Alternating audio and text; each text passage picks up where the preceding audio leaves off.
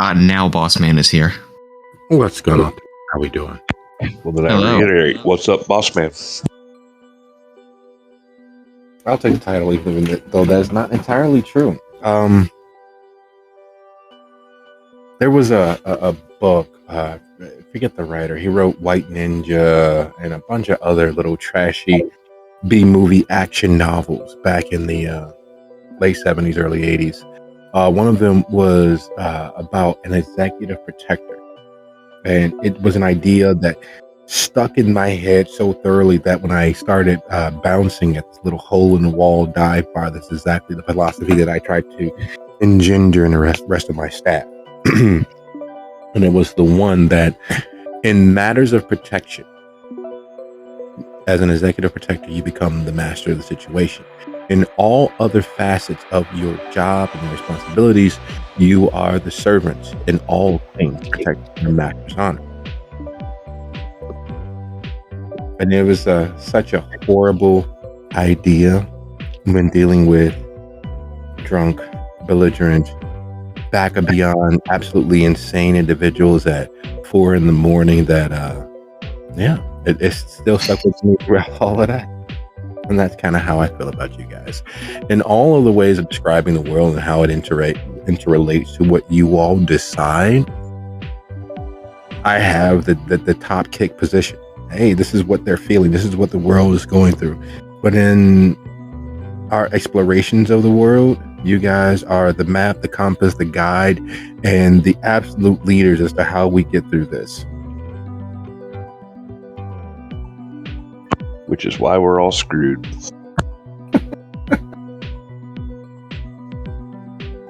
Well, I wouldn't say screwed. I have seen significantly worse outcomes from significantly better planned expeditions. It's funny, but in all of the many little play moments, it's always the most planned, statistically, that has the greatest amount of sheer, outright, gloriously rolling ones failures than you can ever imagine. There's always when you have that tactician. All right, you guys move to the left flank, I'll move to the right. You guys circle around when I do this, and it's in those moments that I can't help but laugh, choke back all of my responses, because in reality, that sounds great. And tactically, it's a brilliant idea. But then you get the die and fate stepping in, and that sneak attack that, does the additional D8 at the time, plus you hoping to roll a 20 so you can at least impair the guard who's on that wing. You end up rolling a 1 and a 1 and a 1 and a 10. So they bat you aside like you're made of paper mache, and it's a rout. But yeah, welcome to Wednesday, folks. How are we doing? Glad to be here. As to am I. I'm surprised that Tesha hasn't made it. I'm going to send a quick missive, mainly because I know that they were having... at the end of our last session, they were having several things going on with them at the moment. So hopefully they've come out of it better for it all and are just making their way here. I am wholly ready to play a game where you can die for being stupid. I mean, that's every game. Some games are a little harder. Yeah, you'd think that, but no, it's not. Would you like to regale Lucio as to what you're driving at? Storyteller and I are part of another chat where they just kind of coddle everyone. Details. Well, let's just say that we don't agree with it, but yeah, they attacked a Sabbat thing with no preparation and very little information on their home turf, and no one died. But yeah. Oh, wow. They must be some extremely competent people to get through that. No, they aren't. No. There's some of them who have skill, but skill alone, when facing a tactically superior enemy on their own grounds, when they've dug in so severely and so significantly that the local powers that be have not found them or routed them.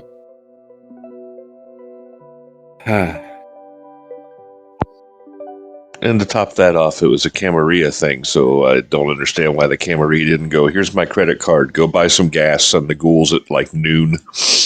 Right. I've heard plenty of stories. And, But that's me. Back when he first started over there, I was like, okay, I'll start a character, and then I got distracted and never finished it. And I'm like, you know what? I'm kind of glad I didn't do that. Yep. Bless you. There are some fun moments, but there's a penchant to aim for cool factor instead of follow through. One of my many issues is scope and follow through. But I don't suppose anyone has been doing it nearly as long as we have, and so there's certain things that fall through the cracks often, repeatedly. Sounds like pennies from heaven, but not a dig at anyone or anything. It's just a philosophical difference that is a little grating. And with that, welcome, Pass. How we doing?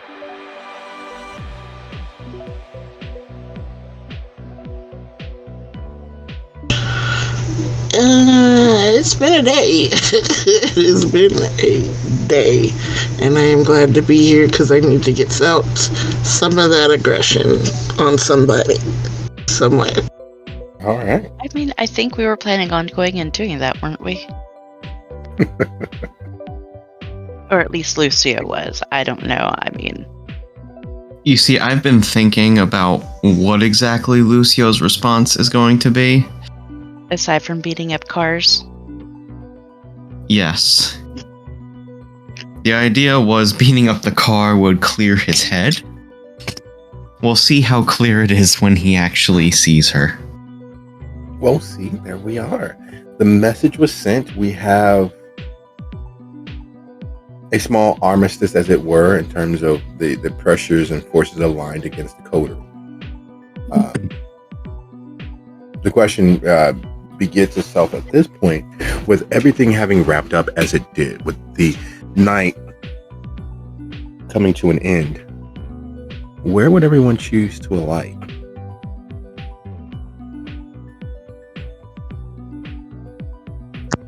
Given time, Sophia would have went home. Okay. And we know that Sophia's sky-high mansion, because that's literally what it is. Like, there's no... We can quibble and dance around it, but literally the building that Sophia resides in, the floor that Sophia resides on, is literally a mansion in the sky. It's not as high as the Hancock or the Sears Tower or any of the other towers in the Central Loop. However, with its location in Rogers Park, it is one of the taller buildings, and it has been modernized and retrofitted, at least at the time, for literally living in the lap of luxury. Now, here we are several generations later, and most people just walk by it. They don't see it as the marvel of technology that it once was. They don't realize how luxurious the apartments inside the building are. They don't realize that this was the home of the rich who were idle and had nothing but time on their hands. No average person walking by the building would ever think that's the case. They think it's the modern little boxy condominiums instead of the full-fledged wealth that it actually is. So the space is there. And the question still is, which of the members and where are the members going to alight for the evening? The sun is on its way. The night is coming to an end. And you will have watched as Lucio has vented the publicly accessible portions of that wealth of anger and hate that resides in his heart.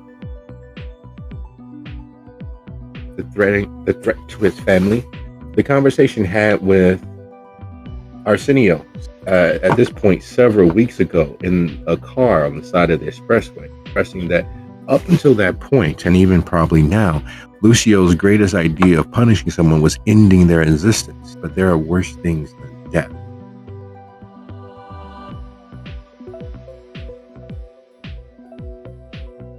There are, as always, several things in the offing, several things who are demanding attention and needing time, but deciding which comes first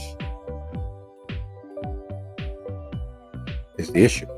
So the question hits itself: where is everyone going to die for the day? I'm guessing everybody, or at least Hestia, is going back to the Haven for sure, because she has some things she wants to get prepared.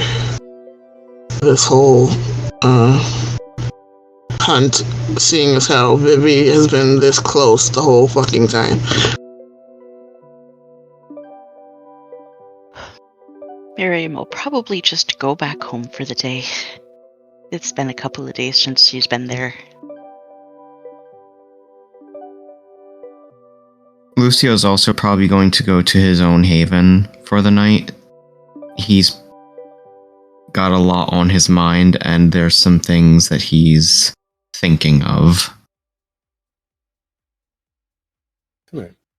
That is always the best way to begin anything, with the ending of one thing. And for us, that end is this night, with all of the revelations and the stressful negotiations and the having the blade twisted, because there are truths that the coterie is aware of that other individuals throughout the city may not exactly be aware of. There are things that, and weapons of knowledge that they have access to.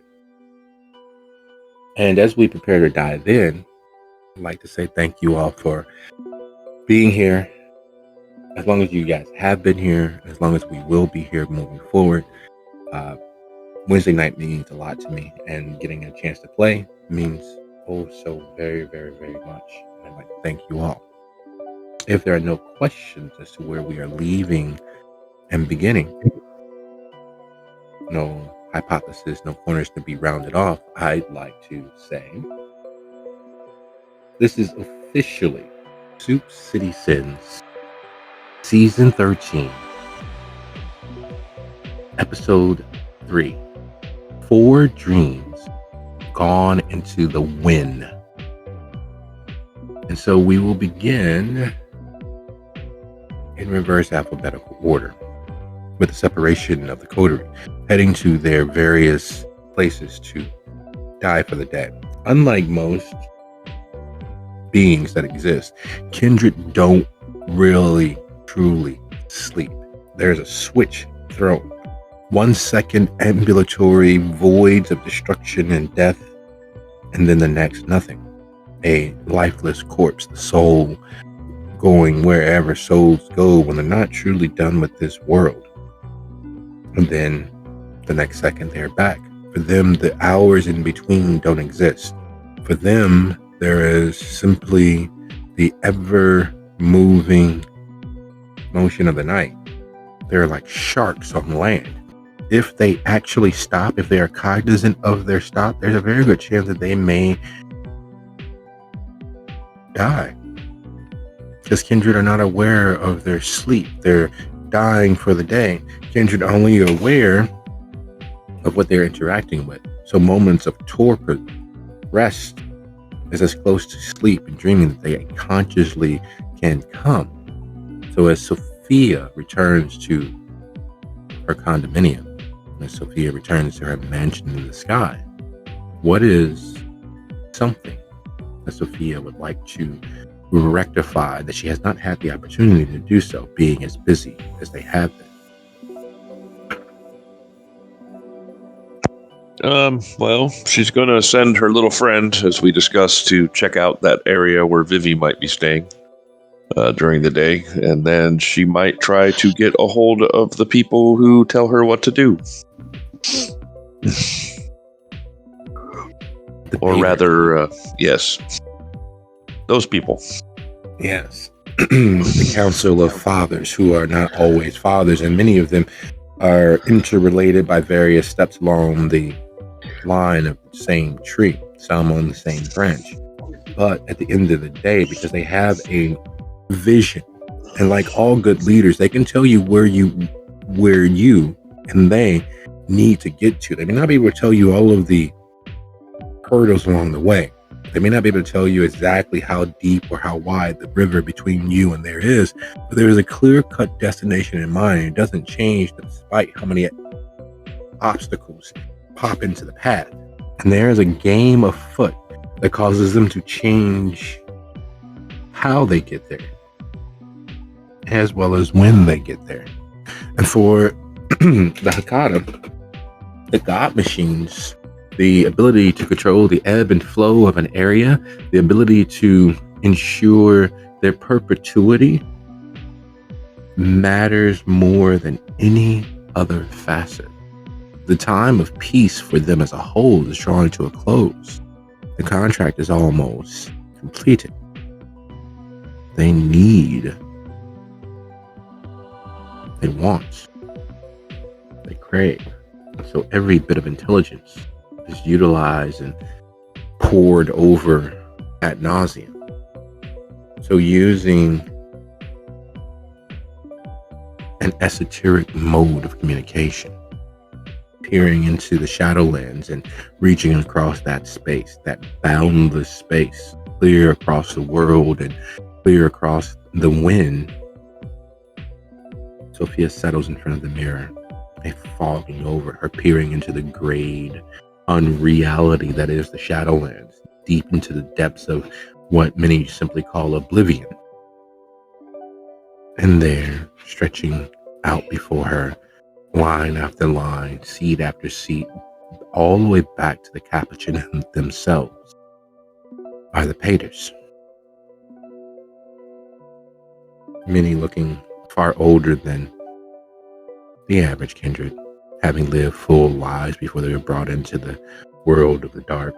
Some looking as if they've just graduated high school, others looking as if they are 2 steps from the grave, others looking only vaguely unalive. We have expected your call. What have you found? I have found the many things. Which are you most interested in first? As an agent and potential Pater, Sophia, what is it that you deign worthy of us? I find the leadership here, as you are certain that would come from my lips, a bit lax. He sends proxies to do his work while he pursues whatever it is that he is pursuing in the South End. Even to overtures to the Camarilla, where he demands boons and payments, he sends a child that is not even his to stand in his stead. They expelled his emissary at the end of the meeting. It's not a good look for us. I see. It is not, but we don't care what they look upon us. We care that we are able to defend ourselves once all of this has settled. Where in the south suburbs of this gleaming city is he operating? Does Sophia actually know where in the south suburbs he's operating? It was mentioned. It was here, let me just move that for you. Wow. I had zoomed all the way out to New Orleans. Sorry for everyone. That's pretty south. It is. There were a few things going on in Orlando. I still haven't abandoned them completely yet. But yes, he is operating near Richmond Park, the south west. I will relate that. They pause and look amongst themselves, even with all of the practice they have in retaining their composure. There are some things that trouble them deeply.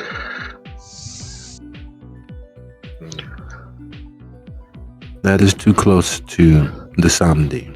That is too close to those Nagaraja who are in that area. They will not take this lightly, especially when it appears as if he may be poaching yet another minor cog in the machine. Is there anything you can do indirectly to slow progress? I have set up or at least made overtures to meet with the Samdi. I have, granted they have helped me quite a bit, but we have given them quite a few bodies to play with since I have arrived. They should at least be willing to sit down with me. We've rarely counseled speed, but in this particular case, that may be the case.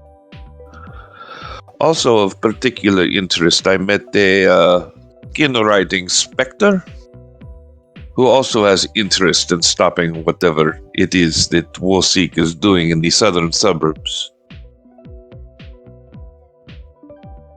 Utilize this specter and find a way to chain into your boat. I will endeavor to do so, but it may take a little more study on my part, if I must be honest. Unless I do it in a more esoteric sort of way. Speed is of the essence when dealing with Seek.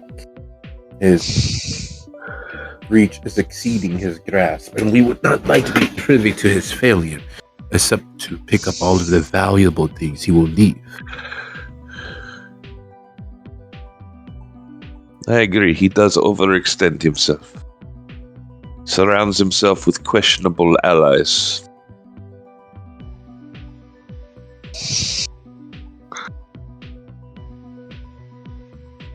But I will endeavor to hasten my meeting with the Samdi, and will continue to shadow this coterie as I have been asked to do by their superiors, at least until the boon to Wolseek is discharged. So you have soldiers? I have allies.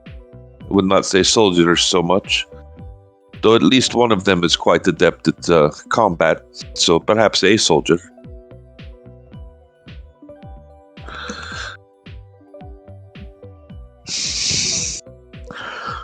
Utilize them. Destroy Seek's operations as quickly as you might. There are poor portents on the horizon. We see the rise of Lilith, and we must stop this from happening. Agreed. What of Seek? Unfortunately, until he receives a failure of note, or he loses his grasp on the cogs near the machine, there is very little we can do just yet. He has not failed. He has stumbled. Perhaps a failure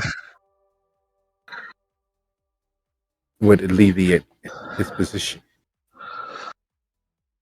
Well, the only difference between the two is a little push, right? This is the reason why we only traipse stairs alone. We will see you shortly. I thank you for your time.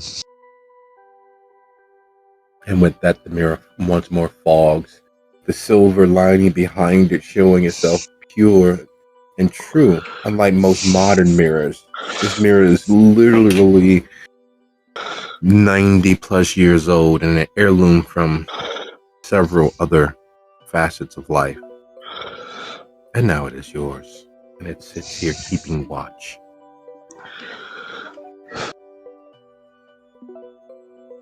I will tell Silvio that the meeting with the Samdi is of the utmost importance, and that he will also need to get some rest, so don't spend all day trying to make it happen. Yeah, sure thing. Well, is there anything else you would like me to assure happens, considering our last few guests? I cannot think of anything today. Just we need to sit down with the zombie. As far as the coterie goes, we will do what we can to assist them with their VV problem, as we have promised. But hopefully it will not interfere with our meeting. All right, sounds like a plan. Do we got her last name? Maybe I could do a little search, pull up some information. We know she's good with a rifle. We know that she has some plans, but we don't know anything about this one.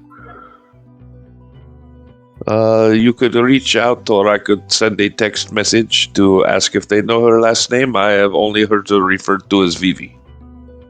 That ain't good. It's always a bad thing to get into a fight with somebody you don't know. You don't know any pressure points. You don't know what they bring to the table. I agree. Going in unarmed is not, or unknowledgeable is going in unarmed. Yeah, I got a bad feeling about that.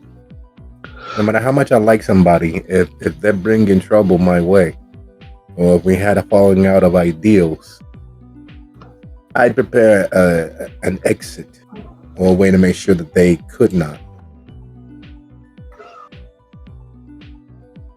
And Well, she already drew down on us. I will reach out to them and see if they have a surname for this Vivi, but I am sending my other friend to do a little recon on the area.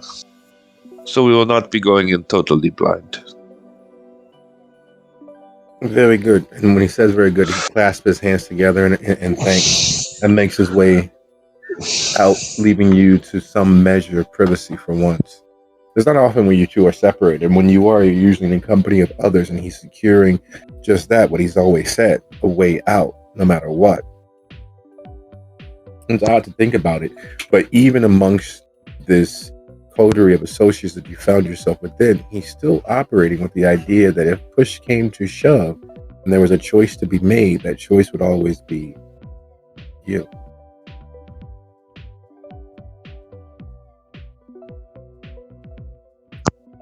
That's what we pay him for. Not that we pay him, but.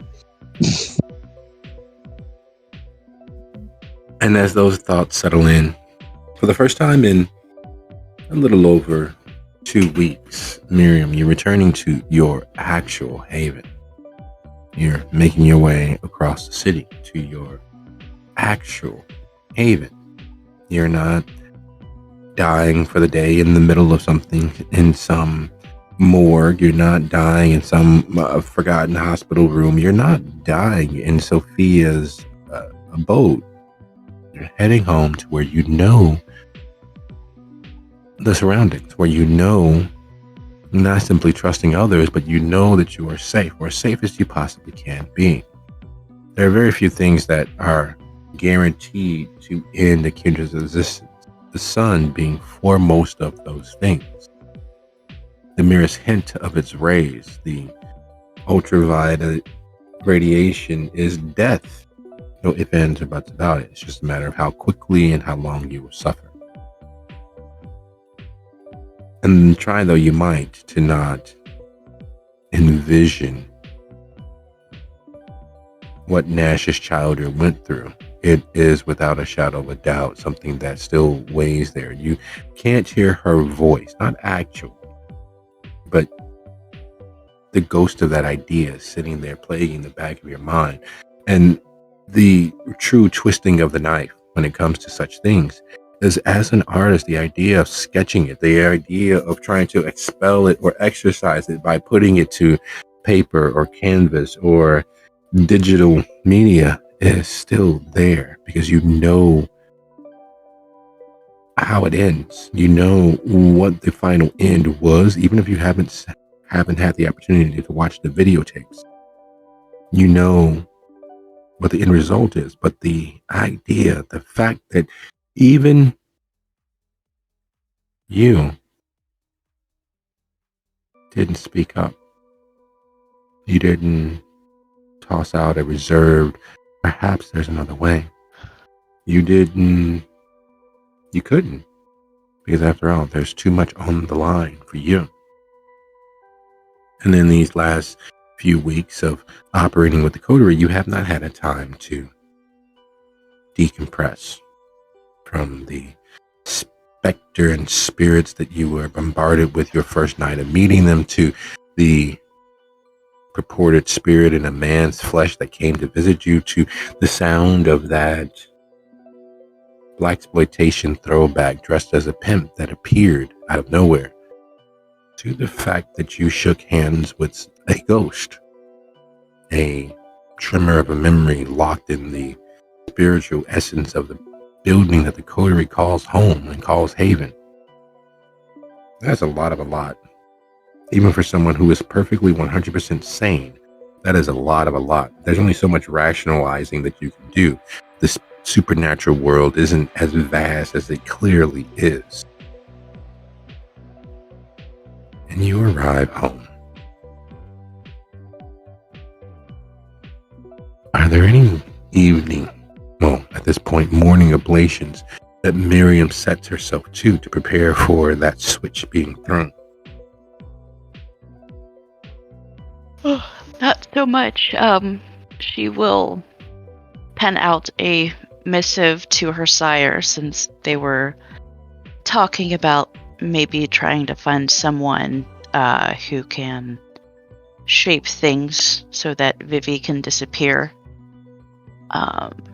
But other than that, she just go about possibly perusing her library of art, or possibly just sketching out her own inner demons, so to speak. It doesn't take long, as these things rarely do, especially with the impulse and the inspiration is still there. It's not exactly fresh, but it's been properly prepared, and you have all the ingredients, and you settle down with a sketch pad and charcoals, because it's something garish and you don't want to go into too much detail, but you need to put it just enough down to at least exercise it off of your mind. And it takes a few moments to get the forms in, and the way that they were laid out, the way that they were pinned to the roof, and the idea of knowing just about where the sun will come in. You begin shading in the details, highlighting the darker areas, as they wouldn't be all that dark for too long. And right when you get down to finalizing the rough end of her actual form, the world shimmers a little bit. It's almost as if you're looking through a rising cloud of steam. As if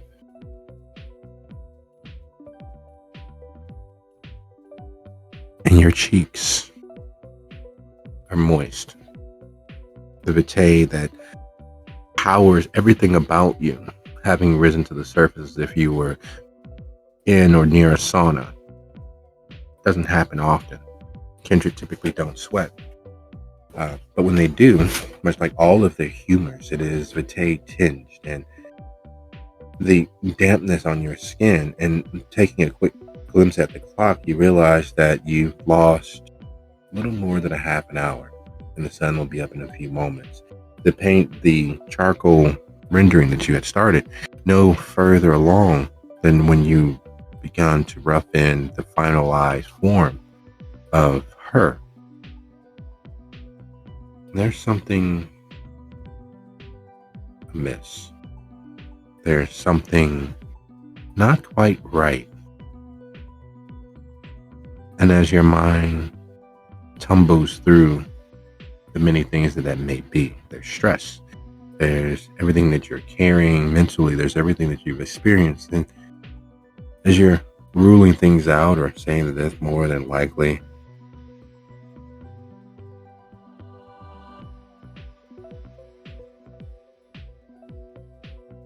you realize you're not in your apartment.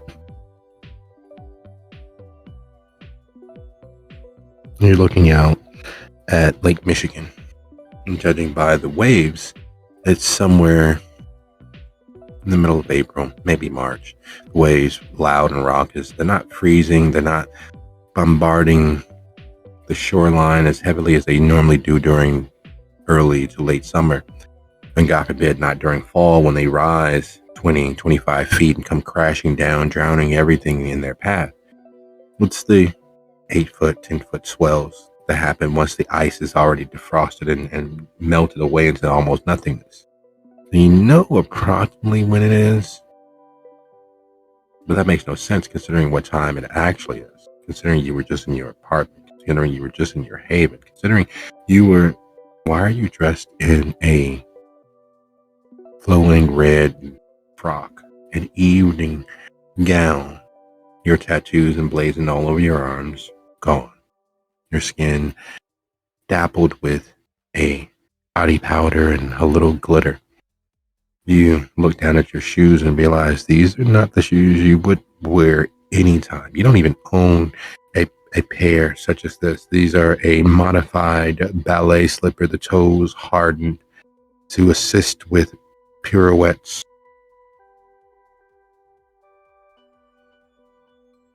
And stepping back from the window, you realize that your hair is pulled up into a severe bun, held in place with various pins and feathers. Some pink, some white, some few red. You realize that your makeup has been done. There's a garish amount of body powder and glitter all over your face, but most glaringly, those are not your eyes. That is not your face. Yet, it is the face that stares back at you. It is the face that, when you move your hands to touch it, is what you're bound by.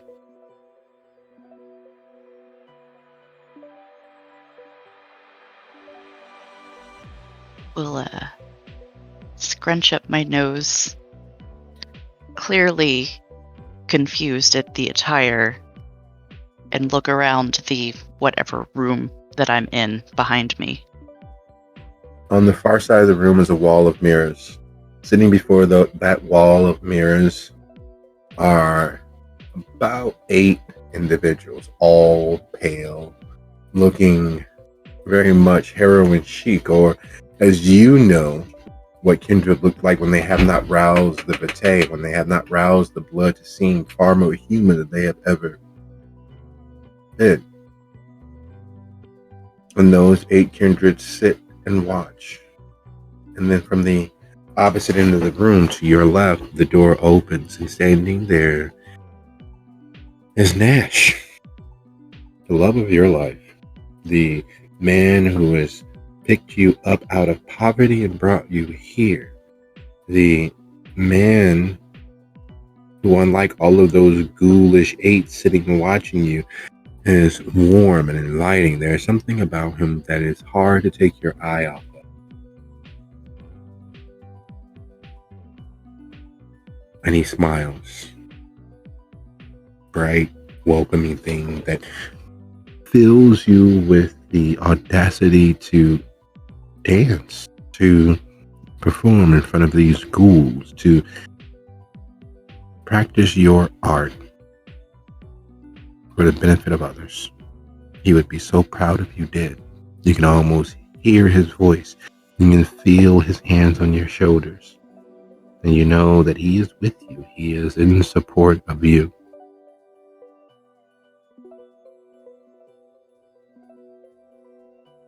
And then the music starts.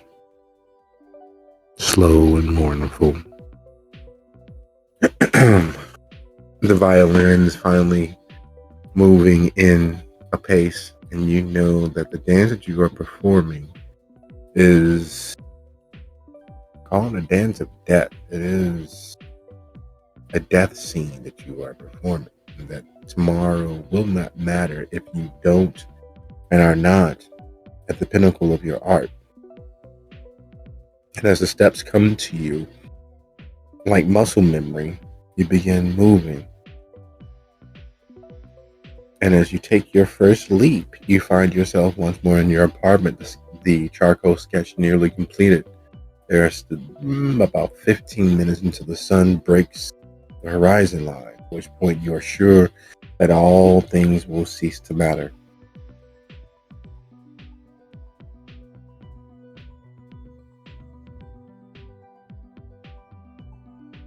He will glance over the paint or the sketch quickly and run to rinse off in the shower because even though she's probably dry by now, she's feels this thickly sweat of the blood on her skin and has to get it off.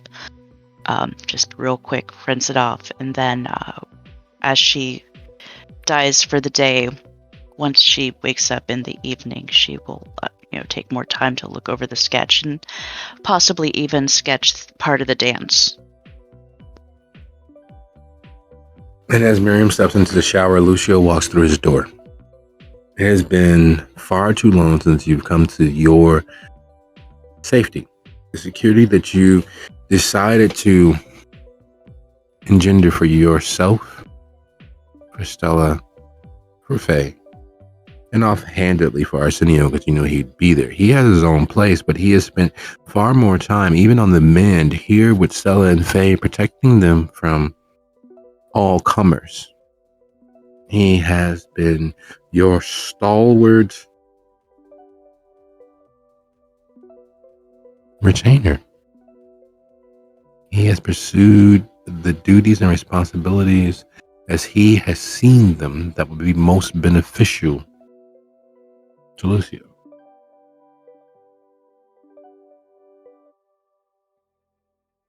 And moving through the door, the scent of very good smoke hits his nose. It reminds him immediately of Stella, even though he knows his sister smokes as well. But Faye is by far the most smoked out individual he has known in quite a few years, and yet she manages to keep a relatively level, active head.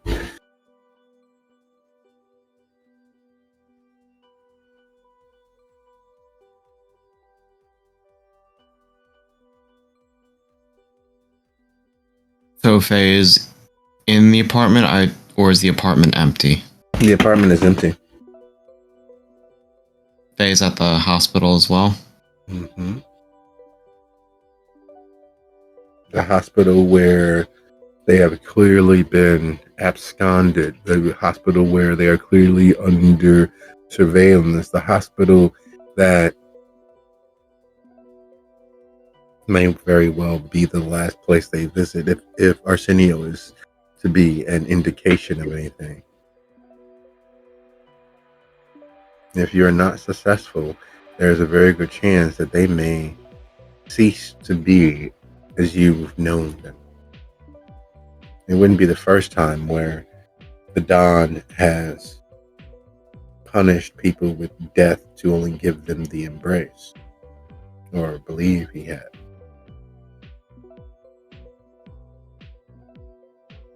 And then there's the real shock and awe of it all.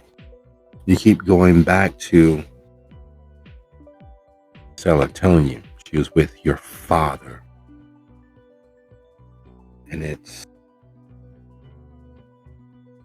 like having a paper cut washed in lemon over and over and over again.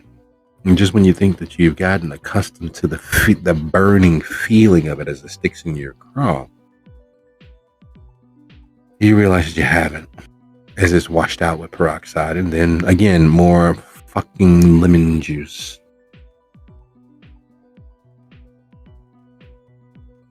Yeah, something important. Get here quick. I'm with our father. Father.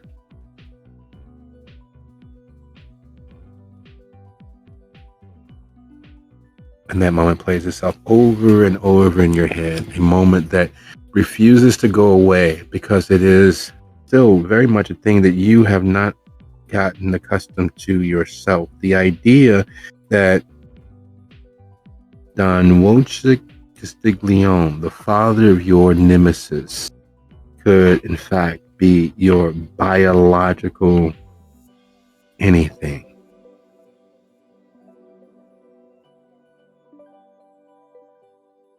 That your childhood nemesis is your half brother. And oh God, what what does that mean about what you and his sister got up to?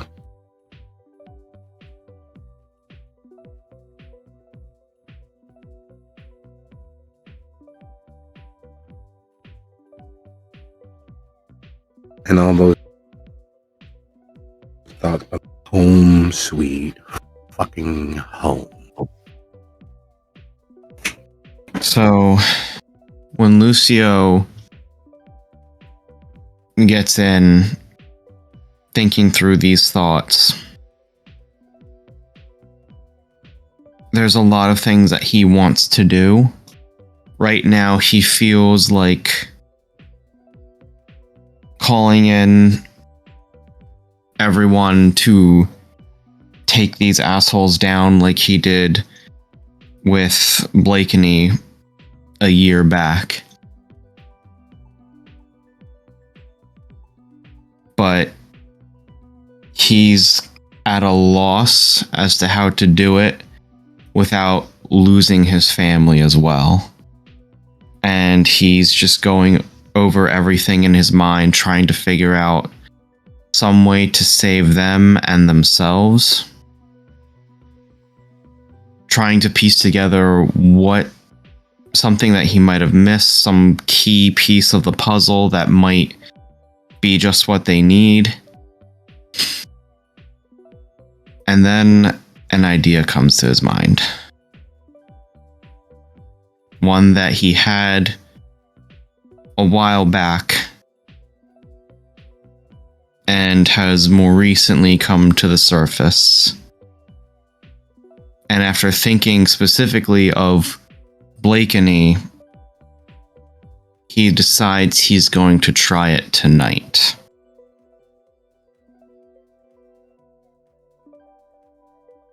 After all, it's only a few, maybe like half hour till sunrise. What does he have to lose? As is always when someone asks that case, quite a lot.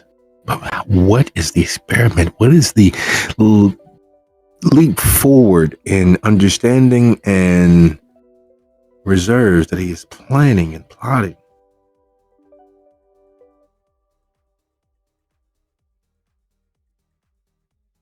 Blakeney reached out to him once.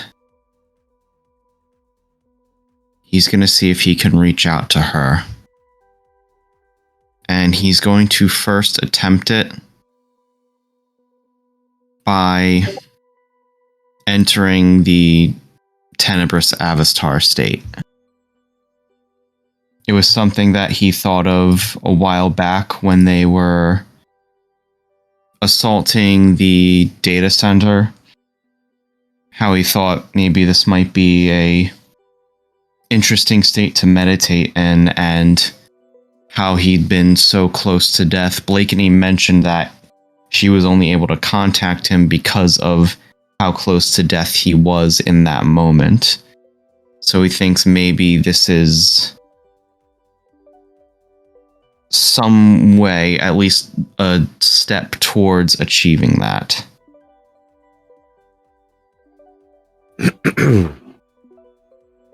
Sometimes the most brilliant thing one can do is accept that there are boundaries that should not be crossed.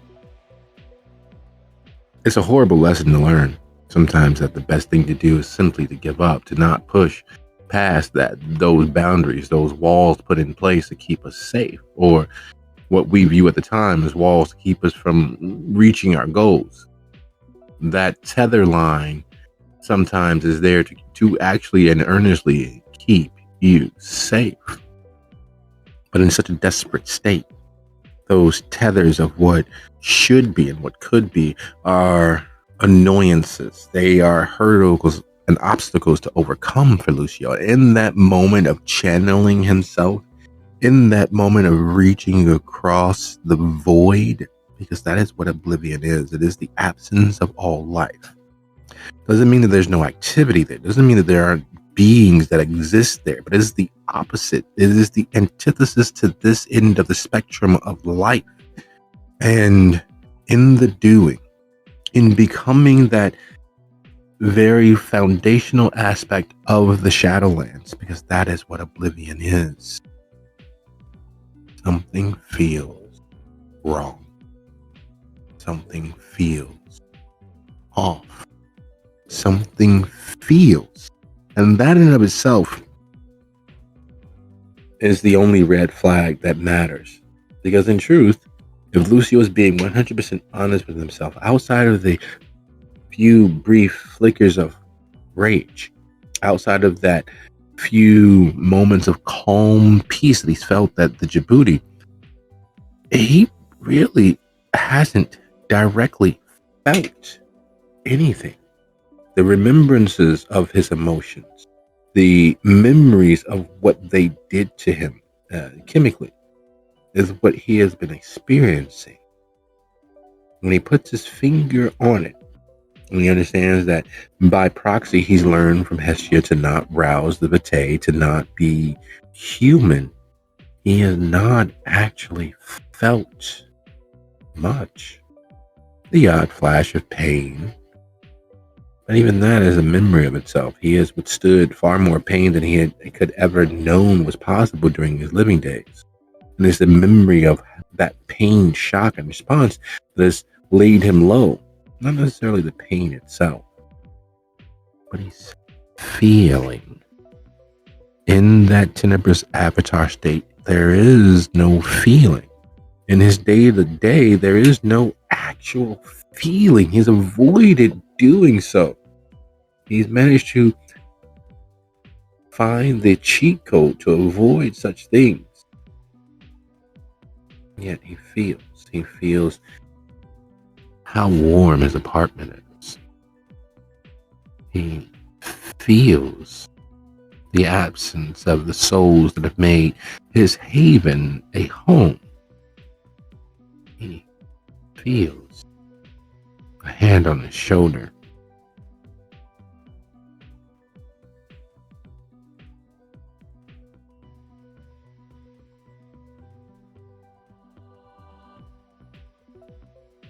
He turns towards that hand.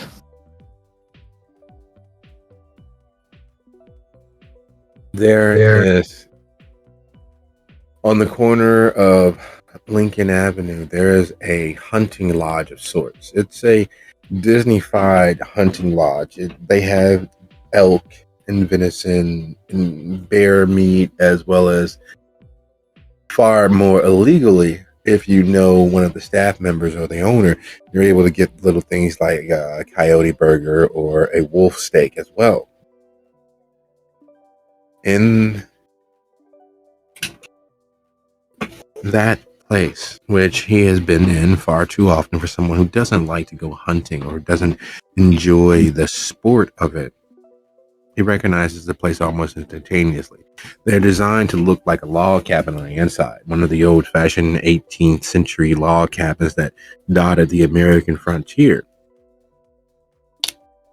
And he smells the far too enticing scent of wolf steaks cooking, along with some bear, and clearly they had a good catch because there's fish in the air as well. Probably some rainbow or big mouth. But anyway, he's sitting at the table with his family. And he knows it's his family, even though it is not Stella, it is not his pops, it's not his mom. He's not himself. He looks down at the wonderfully fitting blue dress that his mother made him wear, and looks across the table and sees his father talking with Uncle Walty.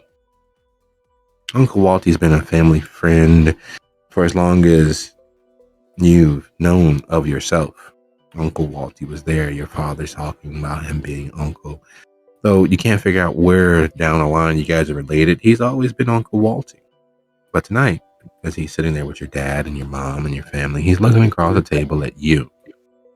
And it's one of the best feelings you've had in a very, very long time. It's like, unlike your parents, unlike your younger sister and your little brother, he sees you. You're no longer the same child that your sister is and your brother's growing into. No, you're a woman. Hell, tomorrow's your birthday. You turn a glorious 18. And while your father doesn't believe you know that he's going to get you that car that you've always wanted. That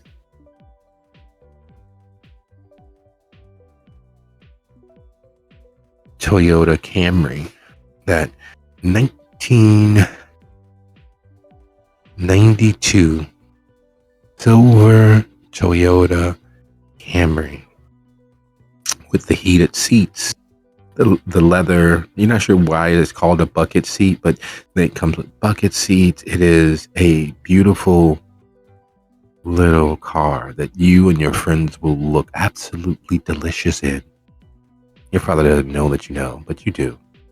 And you know that this dinner is a celebration more for your family than you, but you're still glad that everyone's here. And Uncle Walty made it. And he looks at you and he sees you. He sees that you're not the child that you used to be. And that smile does things to you. It makes your stomach all warm and fuzzy.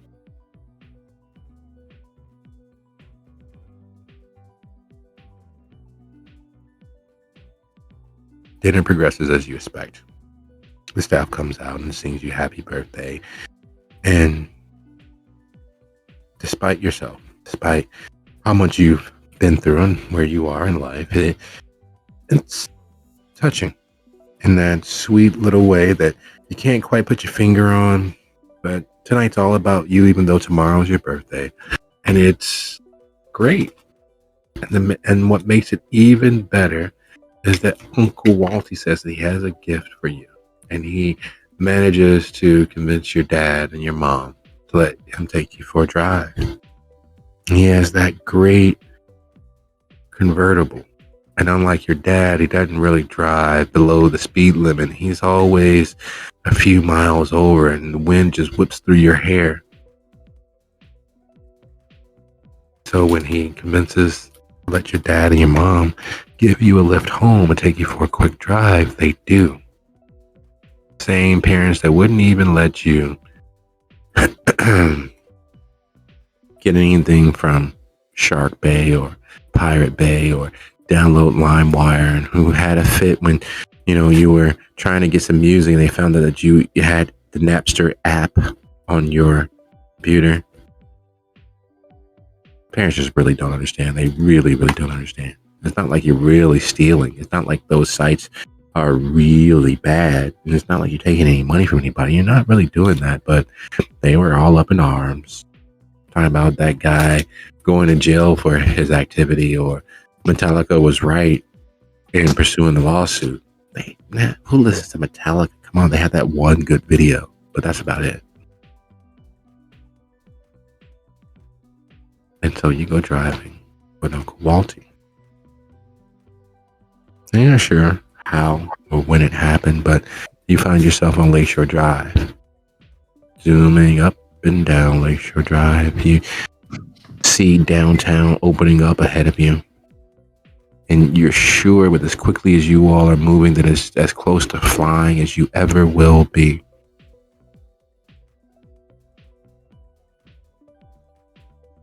That isn't until Uncle Walty says Mokrit. And he explains what it means. My heart, my love. And that accent. Oh God, that accent. And he tells you, Mokrit, the only thing in this life that actually matters, the only thing of any real value, that's family. And you're so revulsed by it, repelled by it mentally, that you find yourself back in your haven. And you're sitting there looking at Stella's high school graduation picture, which she insisted on hanging by the door.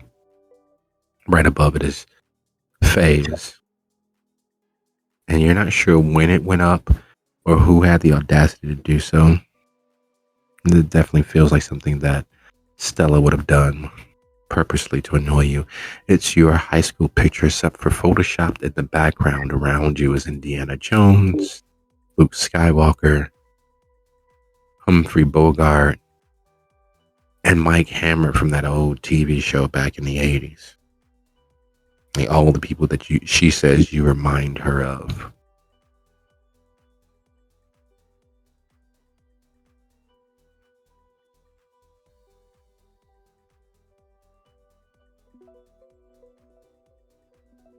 It's one of those moments where Lucio would normally be irate, but given the circumstances, it's almost sweet to see that she did it, and it makes the pain of not having her here all the more apparent.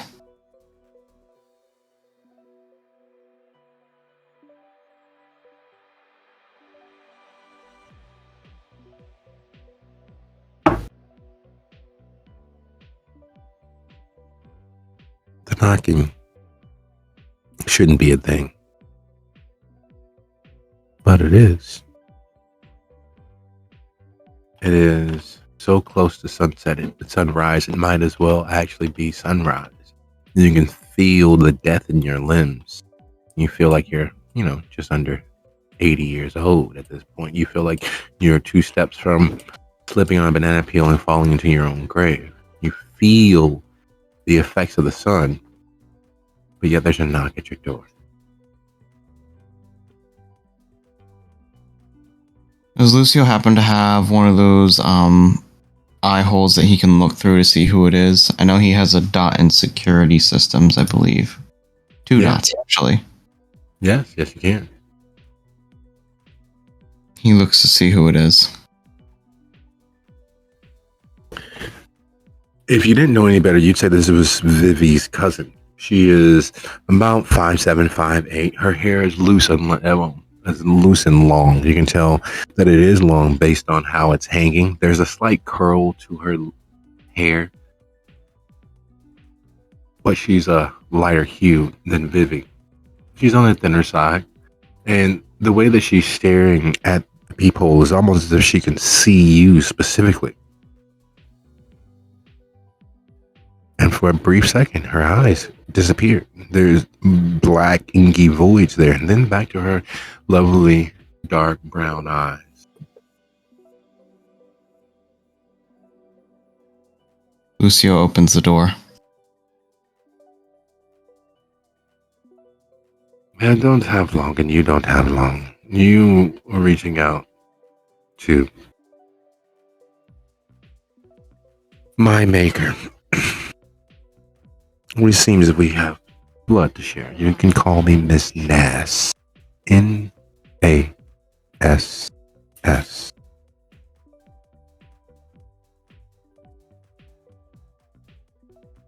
And to what do I owe the pleasure, Miss Nass? Well, my child no longer exists. So I thought I might help my sibling not lose theirs. May I come in?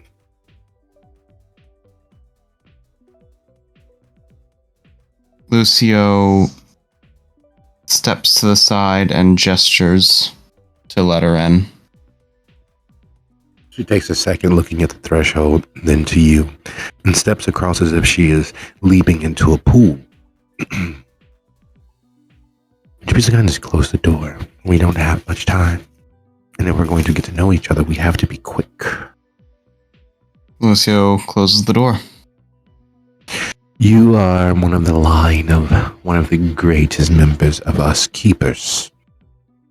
You are a grandchild of Blakeney herself. You are tempting fate, and you're dancing on several precipices at once. Why are you risking tearing a hole in the shroud to reach Blakeney? I've had some time to think since we last spoke. While I'm not entirely sure whether I'm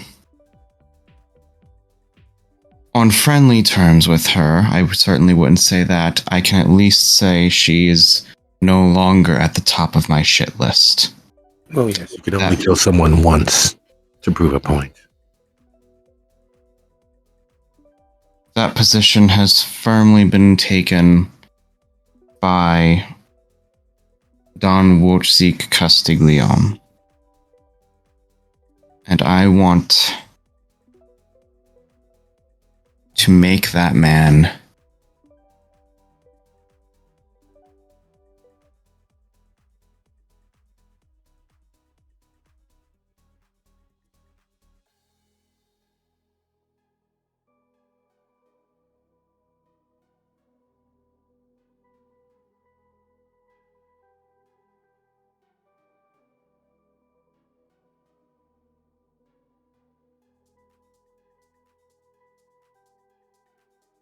All right, so Craig seems to not be with us this evening. We will soldier on. We will move as if Craig is still with us and that we have the lovely backing of our technology. But as you all alight, where do you have Miss Nass decide to crash?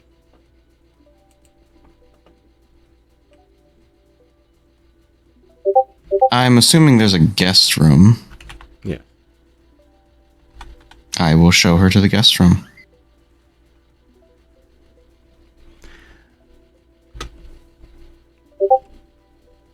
I'm sorry, did my voice pick up there? Yes, it did. You're golden. We're just double checking.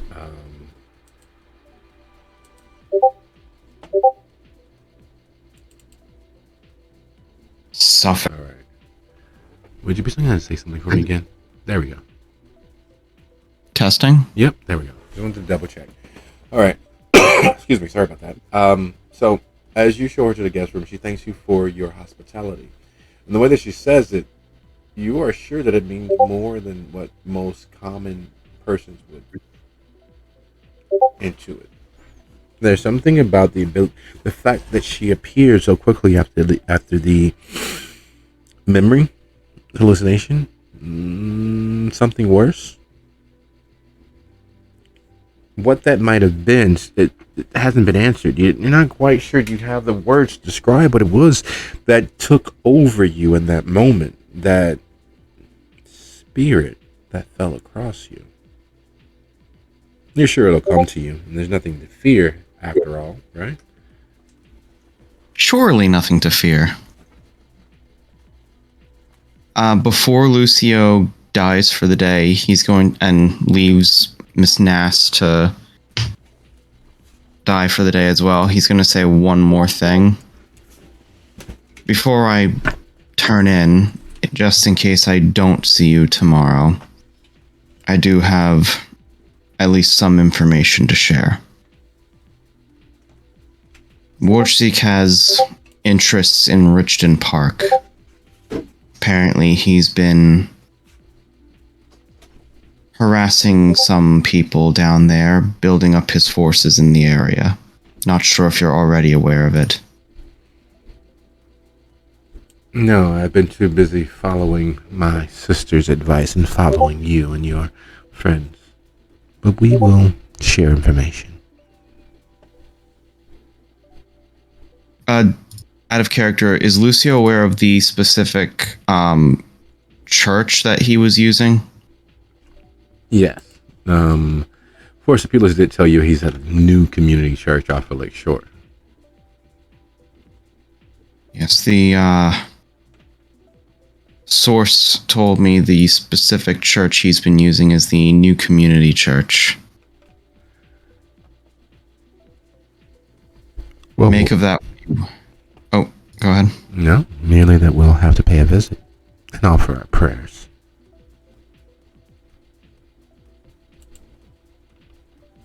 Have a good day. And Lucio will turn in for the evening. For the day, rather.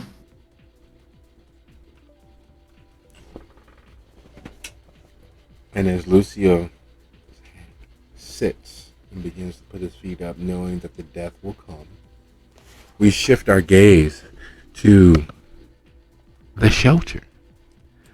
In over a year, a little bit longer, Hesha has never been in the haven by herself. Ever. Even when everyone's gotten up, resurrecting for the day, and moved about their nightly activities, Hesha has never been alone in the haven in all those moments. As the sun rises, Hesha has always been in the haven, in her space, knowing that the others of her coterie have been there. Close enough to put your hand on if need be, safe enough behind the walls and wards of the haven. Yet, for the first time in a significantly long time, Hesha is in the haven alone.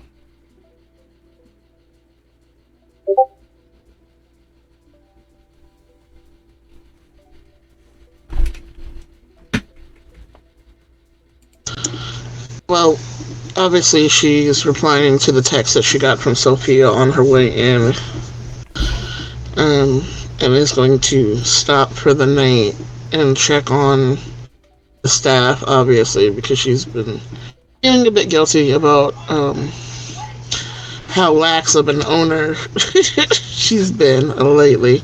Obviously, there's reasons, but at the same time, she still runs a business.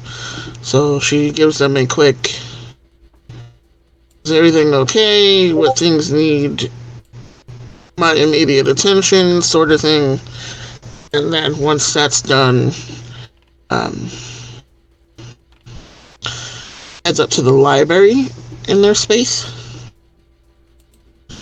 because she wants to look into the Shanites and their abilities, and some other things about the traditions, like making a promise and boons and things like that.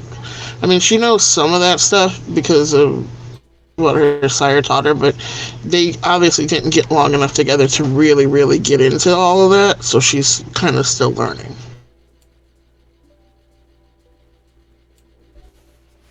So plans laid and the steps of her path numbered, Hesha makes it into the haven. She makes it to the shelter. And as per usual, Sebastian doing far too much for someone of his youth, someone of his experience. As the shelter is mostly quiet, she finds him a little dozing at the front desk. There's not many visitors you have, but those that you do, well, they're typically the indigent, they're typically the homeless or the down and out. And you know that unlike the vast majority of people his age, Sebastian really believes in giving back. He believes in giving until it hurts. He believes in the mission of helping because you have the ability to.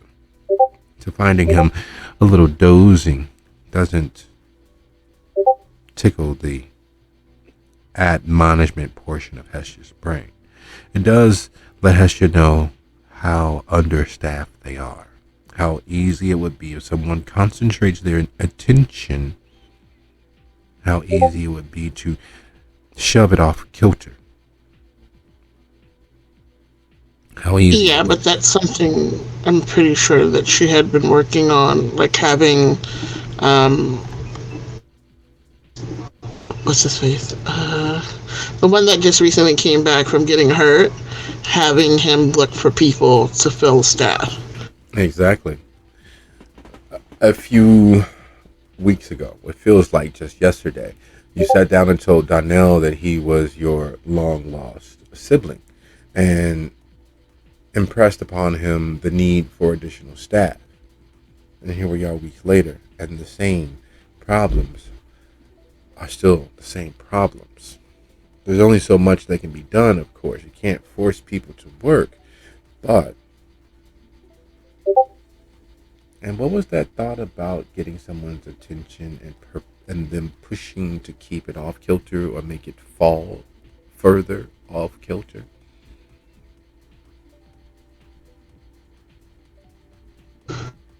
She starts to feel like maybe the reason they're having such a hard time finding staff is because they were meant to have a hard time finding staff so that they can't keep up the pace of running the place, and she'll give up.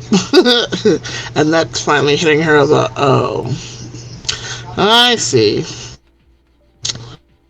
Well, I got a little trick for that.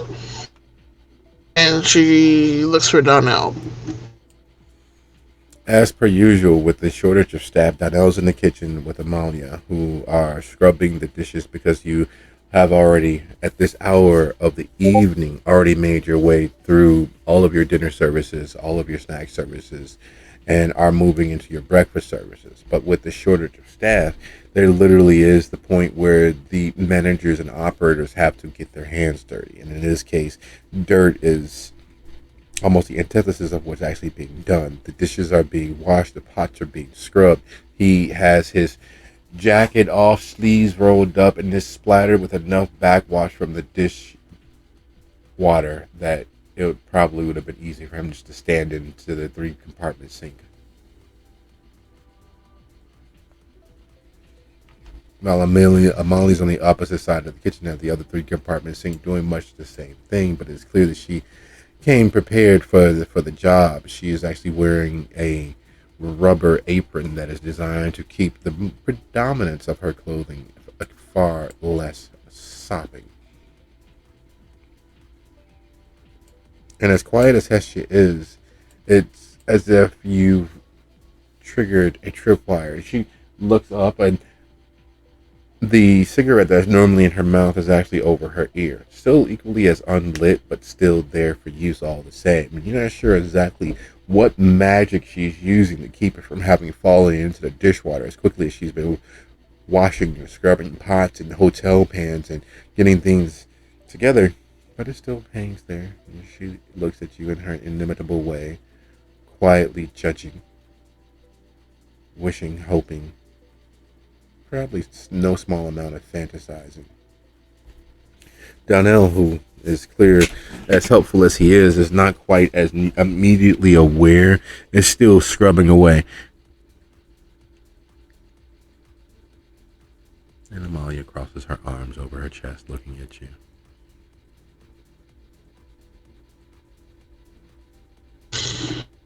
She, in her attempting to smooth things a bit over with Amalia from the last time, kind of just gives her a smile and a nod, and then looks to Nana. You're gonna make somebody a really good wife one day. Oh, hey, sis, how we doing? And Amalia looks from him to you.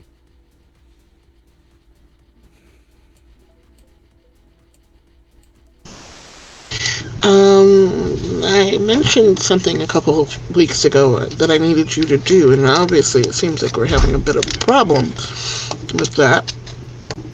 So I wondered if you had a couple minutes to come talk to me in the office about a possible solution. Yeah. Most of these cells have been bust. I can come back and help out, right, Mom? Yeah, you gotta do what you gotta do. Thank you so much, Amalia, for lending me your help for the evening. He'll be back relatively shortly, I'm assuming. Barring madness. And then she turns around and walks back towards the office. Doesn't take him long at all to relatively dry himself enough to toss his jacket back on over his shirt sleeves and follows along. So I've been talking to the old man, and he's really looking forward to talking to you. He keeps talking about your mom.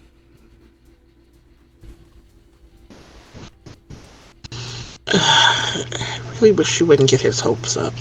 I'm really, really busy a lot of the time, obviously, and I don't want him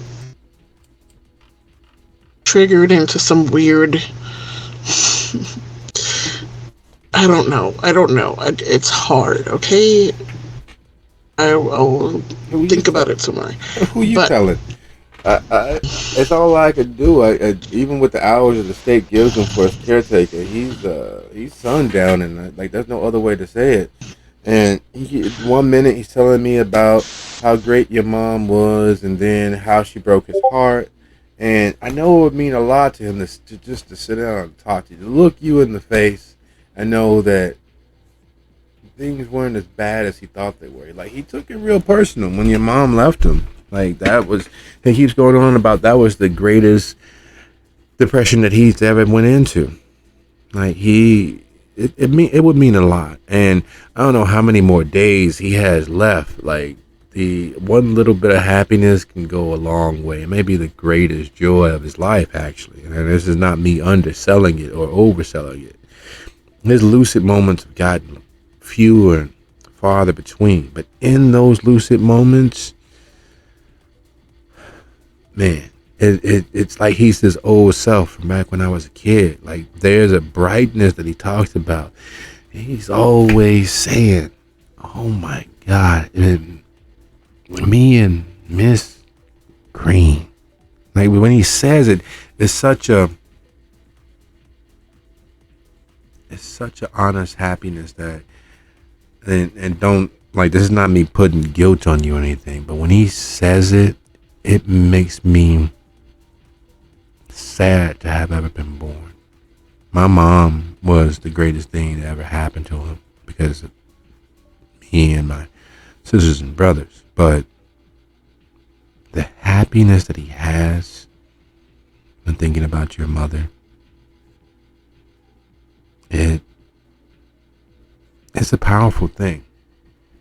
And again, I'm not trying to guilt trip you or nothing like that. You know, your mom, I'm sure, had her reasons for abandoning him, but he wasn't the same. And he, even with losing himself, knows that he wasn't. He, even now that my mom is long gone and his time is growing even shorter, he knows in those lucid moments that there was a marked difference from when she was in his life until when she was no longer in his life. I mean, like, it's so apparent that even a blind person can see it. So I know, knowing that you exist, knowing that you're out there in the world, would change everything for him. It may be the last good thing he has.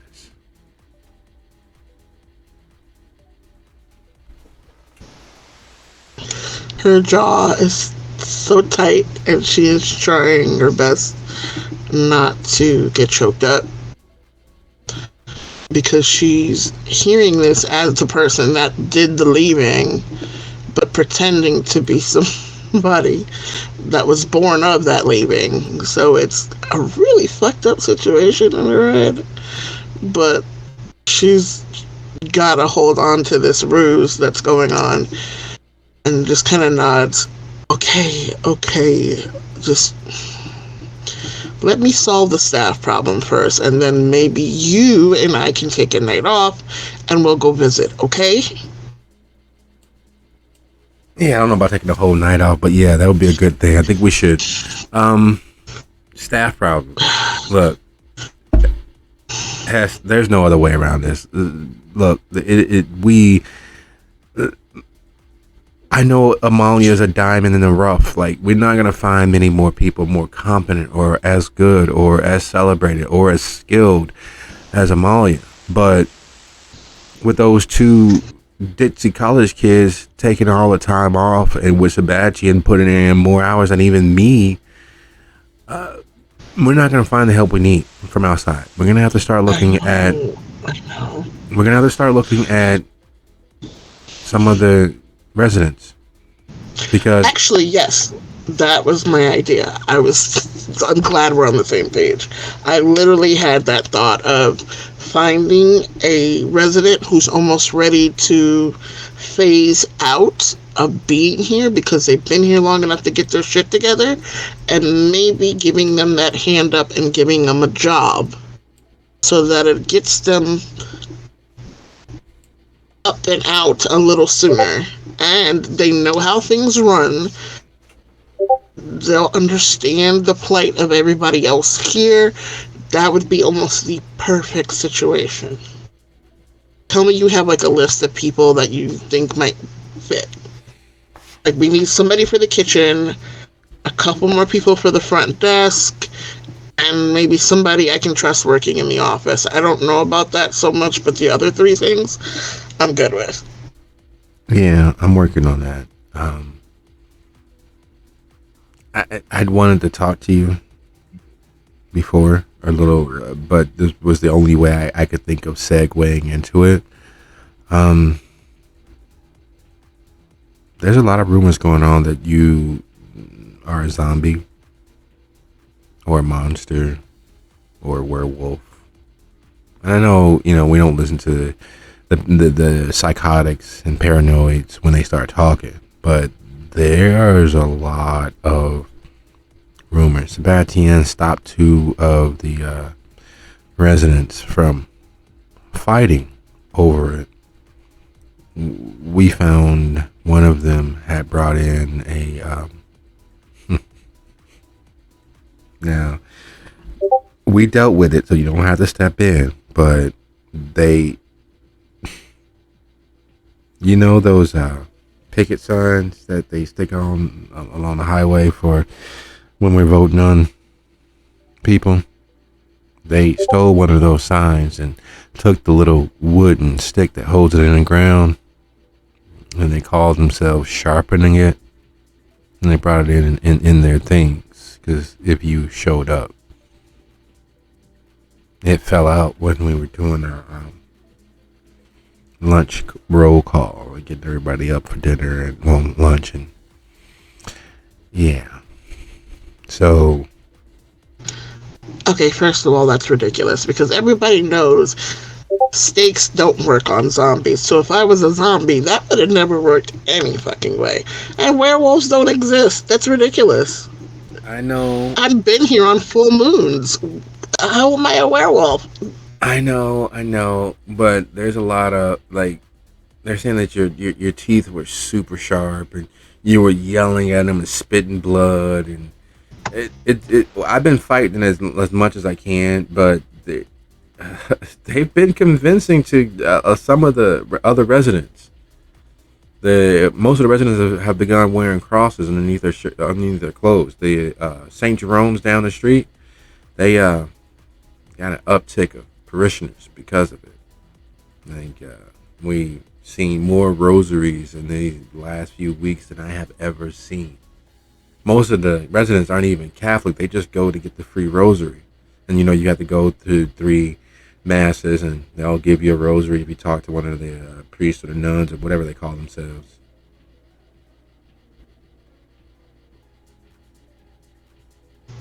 I'm glad I could help them find religion. But, okay, how am I supposed to prove I'm not a zombie? Honestly. I don't know. Get a bowl of brains and not eat it? I don't know. We've been telling everybody that it was just, you got passionate. And telling everybody that the speech was rousing, but it was nothing. And who's that new staff member that you brought in? Martha?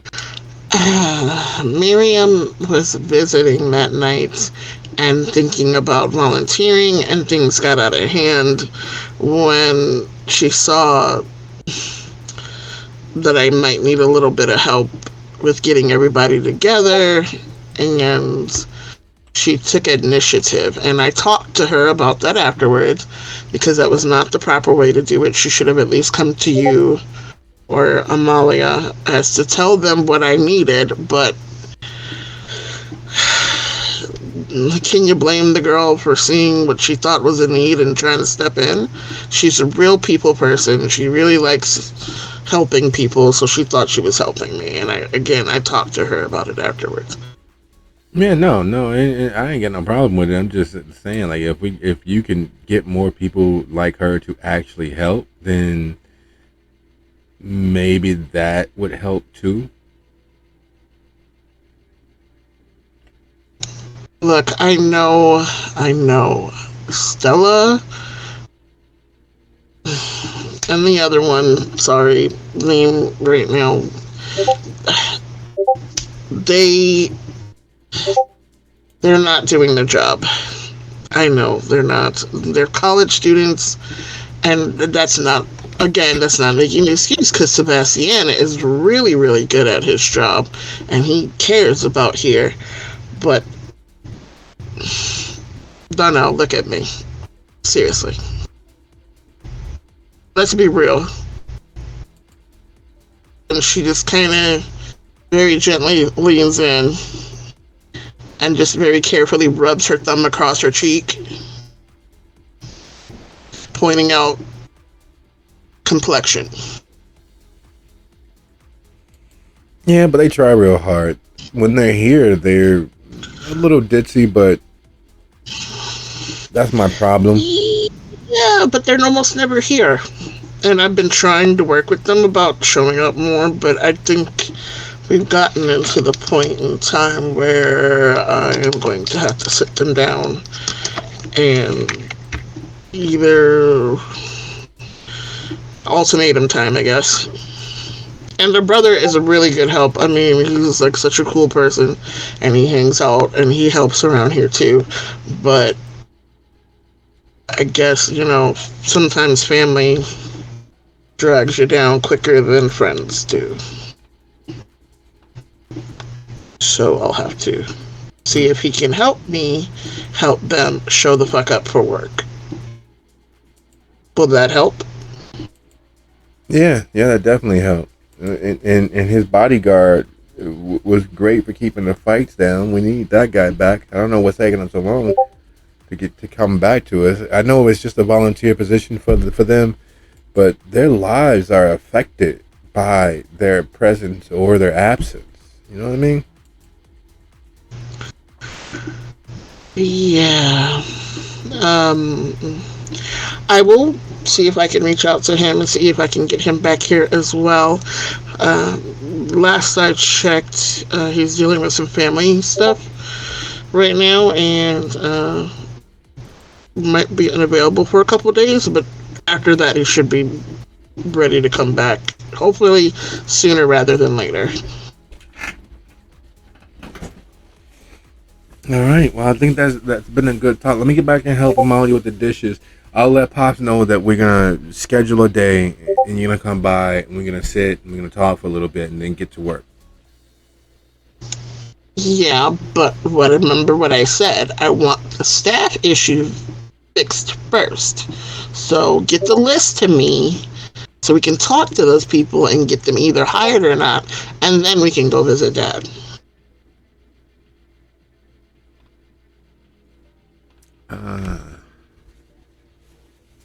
Okay. Okay.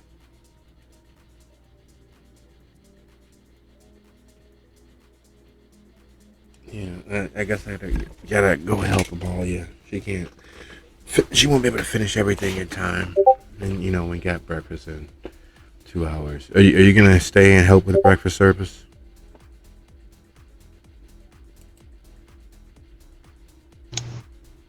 Storyteller is at past sunrise. It definitely is.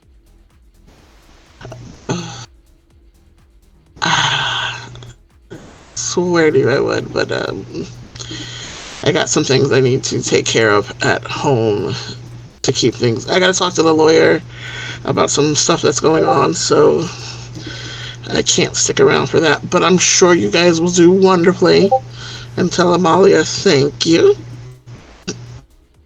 again for me. And yeah, get working on that list. Yeah, I got it. All right, take care of your lawyer. I'll see you next time you're back in.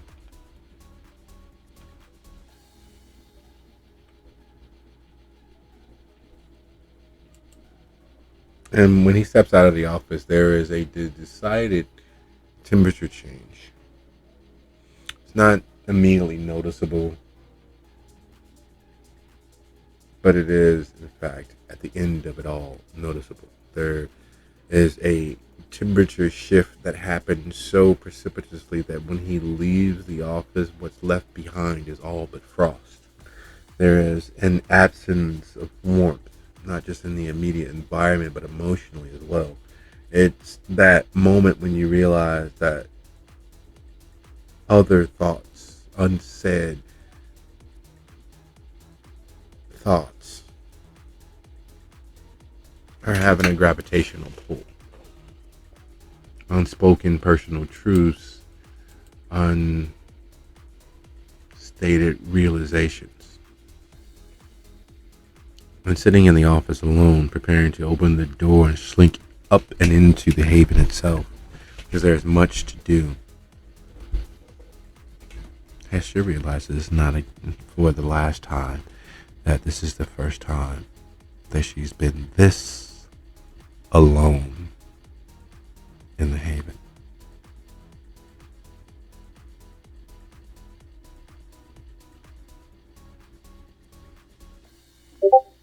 So as the door closes behind her, she begins to make her way to the remnants of the library, hoping that she can find information that may be most beneficial and useful in her search. The sun rises as all things do, obeying the celestial clockwork and machinations of all versions of this world, the next, and those in between. And for the night, all of our coterie die for the day. Would everyone be so kind as to go ahead and roll your rouse check, and if you are blushing, roll that as well. And then we will pick up in exactly 10 minutes. So I will see you all at 6 after the hour. Does blushing last for the whole night? Yes.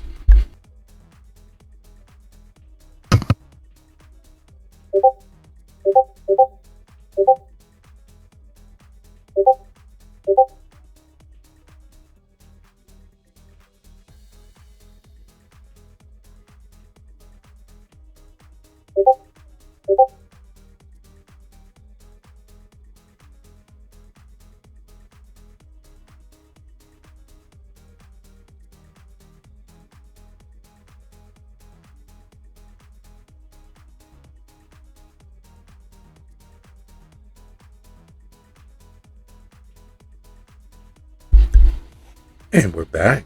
Who's all made it? Present. I'm here. Back.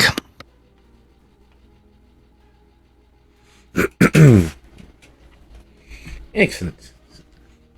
So, notating any rises in hunger as death once again fades from your pale limbs.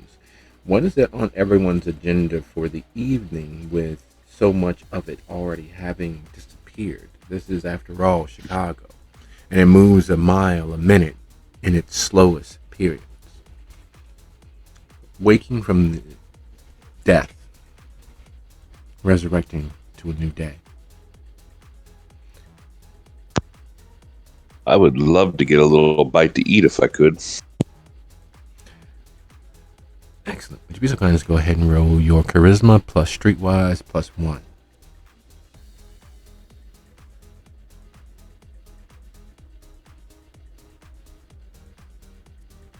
And while that roll is happening, Miriam, with everything that you witnessed over the last few moments of existence, the evening before the lights went out, before the switch was thrown, what is on Miriam's agenda? Well, Miriam first is going to do some sketching. The scene of the dance still floating in her mind. Probably charcoal with just a little hint of red in the dress, almost flame-like. And after a while, she'll probably get dolled up and go to the club because she too is hungry. Excellent. And give me a quick second. I forgot what Miriam's predator. She's a siren. Oh, yes. Well, in that case, is she seducing? Is she glamming it up, or is she simply grab me something on the run. He is likely going to sit and observe for a bit, because, her favorite clubs are the ones that the painted lady was known at. So just, wait for someone to come to her, because eventually they will. Excellent. Would you be so kind as to go ahead and roll manipulation plus persuasion for me? And sliding along as Miriam heads out into the world, the image of the dance, the image of the sketch that she started before the dance appeared in her mind, fresh and dancing on our mental tip of our tongue, we slide along to Lucia. Rising for the evening, for the very first time, home, safe, secure, and Stella and Faye aren't making noise or preparing to leave to head to work or Arsenio is not there helping them get through their minor emotional issues with the day. The sound of silence is an odd thing. What is it that Lucio is attempting to manage? First, he wants to see if Miss Nass is still there. So moving through his home, finding Miss Nass is in fact there. It's one of those heart-stopping moments that he's glad that he's not exactly alive to experience, because he's sure his heart would leap out of his chest. He goes to politely knock on the door and turn the knob, and she's sitting, staring at the door, unmoving. Her eyes, inky pits of never-ending darkness. And she speaks to him. He's always been on the opposite end of seeing that. But the fact that she is staring so deeply into what could only be surmised as his soul and the soul of the world around him, it is an unsettling thing. I see that you're an early riser. You have not fallen quite as far as has been believed. Thank you for your hospitality.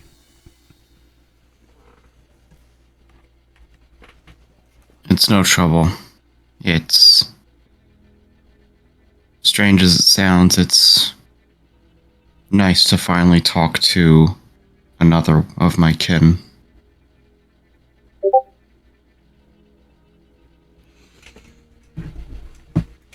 I will leave you now. There's a second shift keeping a watch on you. Do us all a favor and remain this side of the grave. Come to the address as soon as you can. I'll be waiting. As soon as I take care of one minor issue, I'll be coming. I certainly hope so. You will let down your sire. She had such high hopes for you.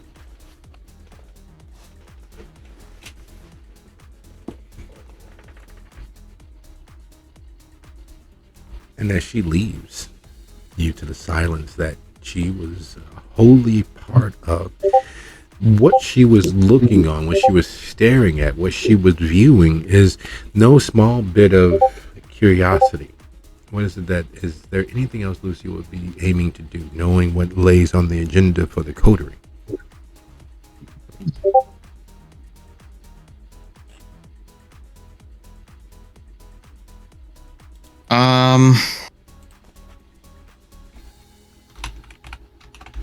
He's going to... does Lucio still keep his stock of blood with him in this haven? I forget if we established that or not. Yes, in the basement with all of the many discarded things from the former bank. Yes.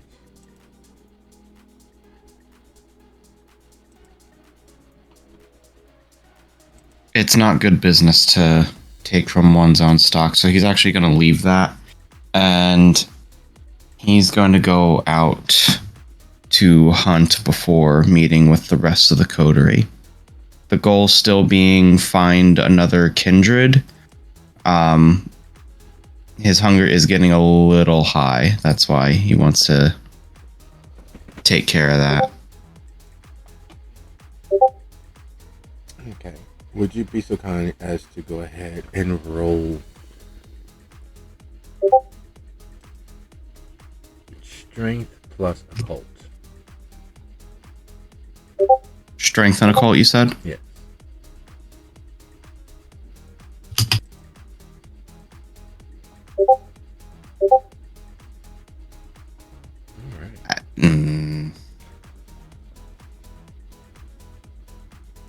Was that a contemplation of willpower? Yeah. To hell with it. I'll do it.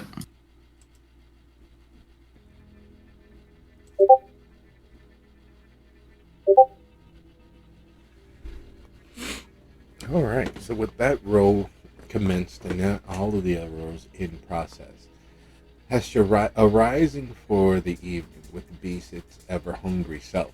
Is there something on Hestia's agenda?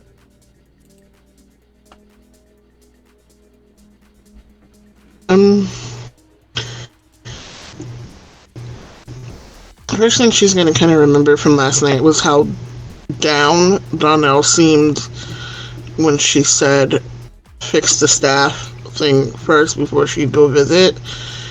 And again, she realized how that probably sounded and how much that hurt him, but at the same time, she can't afford to leave the shelter unmanned, especially not taking her and Donnell away, even for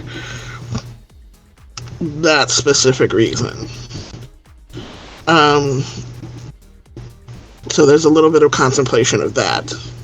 And then it's more of the, okay, how do we make this getting rid of Vivi somehow work with getting rid of Wojciech somehow, but not fully give Forcipulis what they want?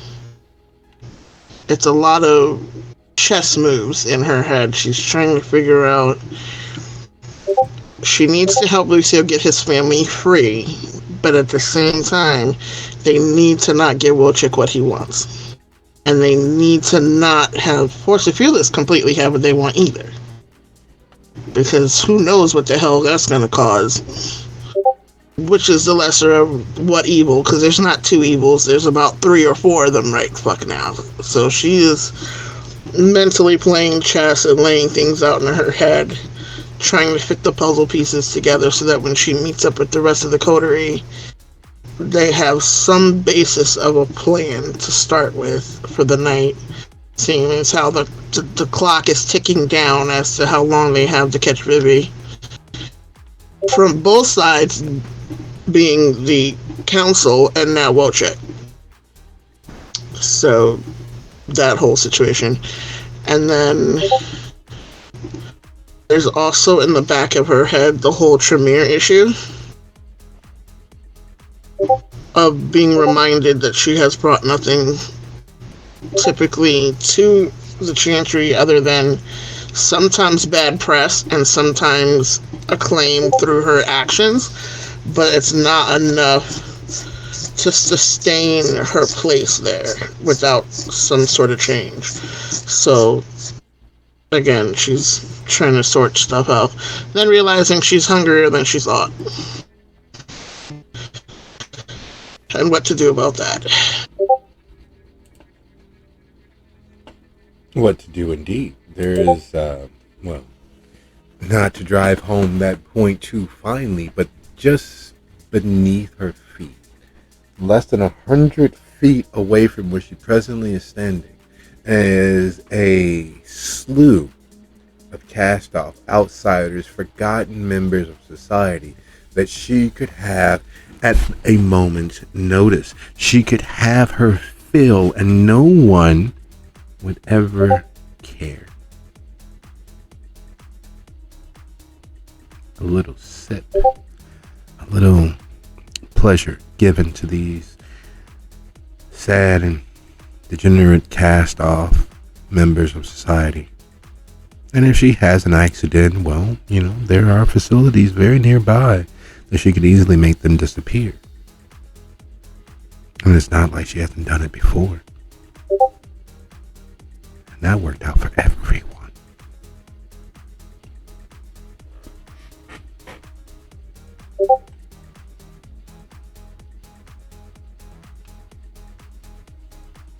That is a nope.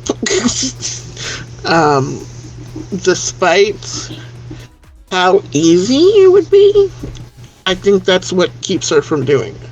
Because it's like Pringles. You have one Pringle, you're really not going to have one Pringle. You're going to eat the whole thing and try to get your hand stuck in the canister after that last Pringle at the bottom. So we're not going to open the Pringles tonight. We are going to do it the honest way and take a quick trip out and hunt. Okay. And is she going to attempt to hunt in her usual manner?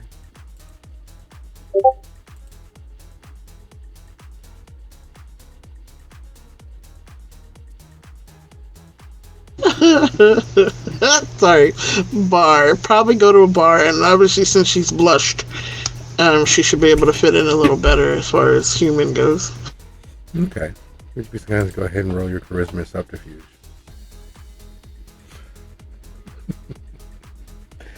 And speaking of getting your hand stuck in a homeless person, because the Hakata kiss is such a royal, misbegotten, bastardized way of feeding, because while it is the most excruciating of things any living entity could ever experience, there's still, for the living, for those still flesh and blood and vitally part of the world around them, there is the physical remnants that oftentimes are used to prove otherwise. Yeah, you liked it. You know you liked it. But because of that messiness, Sophia and Silvio take steps to mitigate that as often as possible. Tonight's no different for them. There's the come on, there's the working connections, there is obtaining the most tasteless, devoid of existence possible. And unlike the previous nights, they are in luck. Silvio, through connections of connections, finds that there is a dealer of repute that is not Itzhak. And that dealer of repute is located in the central business district. It takes a few trading of a little bit of information, and before long, Sophia, you find yourself in front of Janice. Janice is an information broker du jour and one of the more viable dealers of blood. They have the whole, the uncut, they have the good stuff. And their prices, according to everything that you can find, are actually well within line of no reason that it should ever be that cheap. But it's only as you traipse through Union Station, through the Clark and Lake Station, down through the Pedway, and up through another into a forgotten space. One of those spaces where the city builds itself around it, and people forget that it's actually there by accident or by purpose. And in this space, this dimly lit space, you come face to face with Janice, or should I say face to faces with Janice. Janice is a conjoined set of male and female twins. They had been cursed with the embrace, and there's no other way to say it. Their disgusting visage is the stuff that makes you pray that you were lucky enough to become a Nosferatu. And they sit across the rickety old car table, its top torn in several places. We understand that you need? What exactly is it that you need?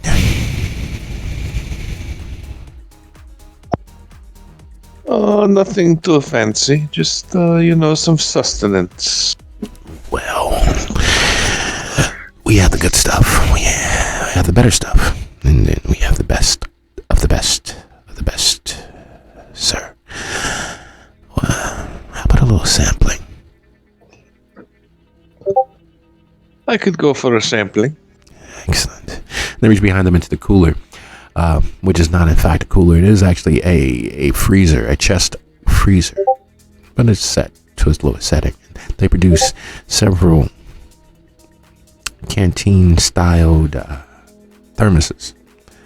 They set them on the table and line them up in connection with one another, and they start pointing. In this one, we have the whole and uncut life's blood of the city.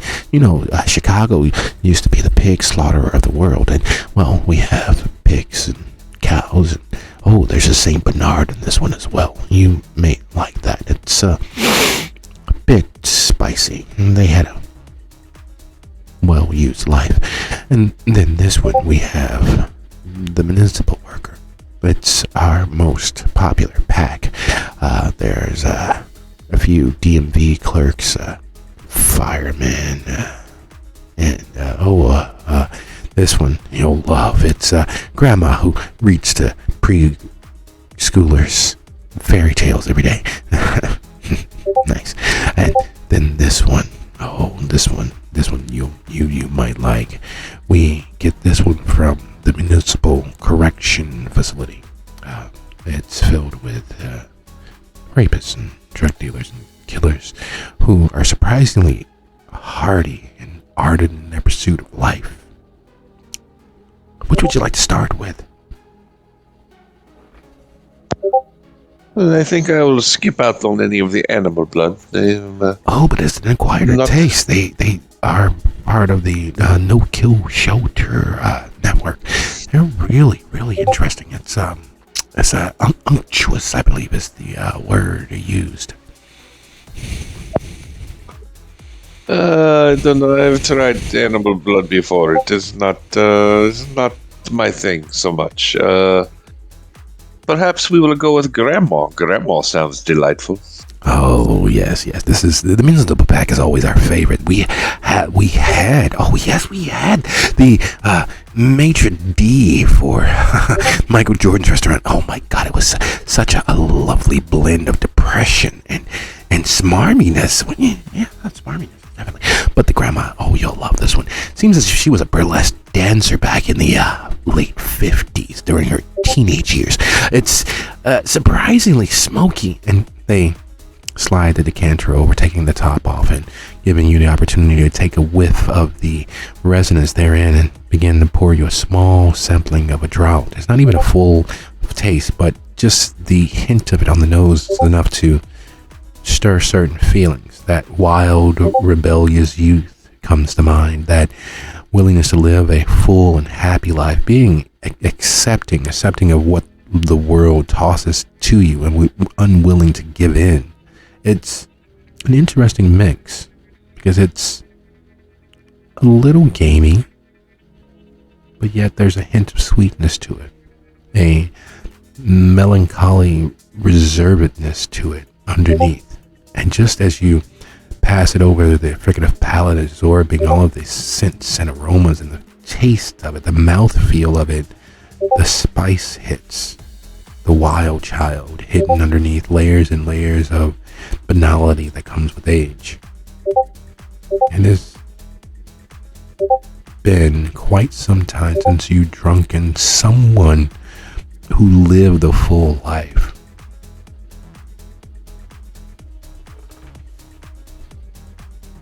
This is delightful. I'm very fond of this one.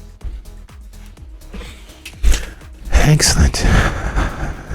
Would you like to earn it instead of pay for it? Well, it depends. What is the price either way? Well, the first price to earn it is simple. What is your full name, including your confirmation? And this is part of the earn it, I take it. It is the earn it.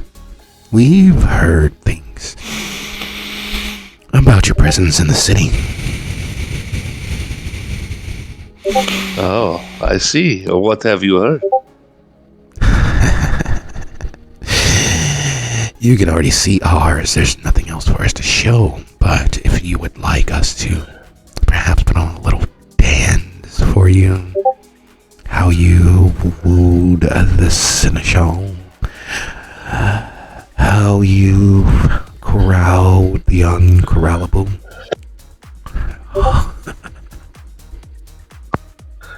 I feel the legend has grown in the telling from where it originally started. We think so too, but you know, the Italian detective, our competitor,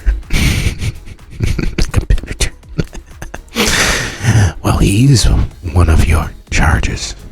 We're surprised you didn't go to him.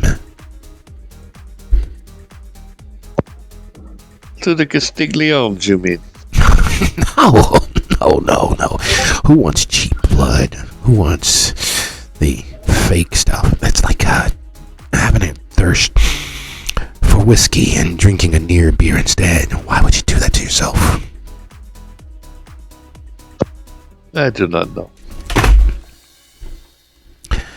No, we mean Darcy, Sephora's favorite.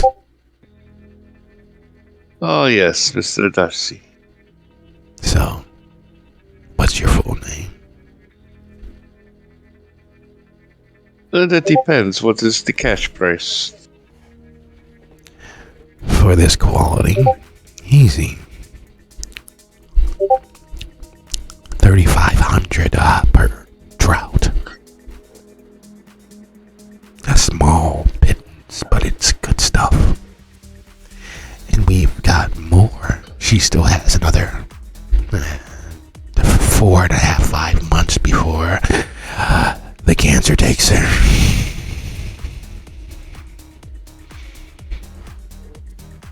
Okay, how much is a drowse? That's like one hunger, basically.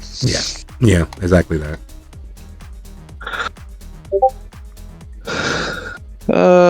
Do you take credit cards or I don't carry that kind of cash around, as you understand. Sabio sits his money bag on a table in front of you. Or perhaps we do. I think I'll take just 2 for now. Oh, 2? Yes, we can arrange that. And they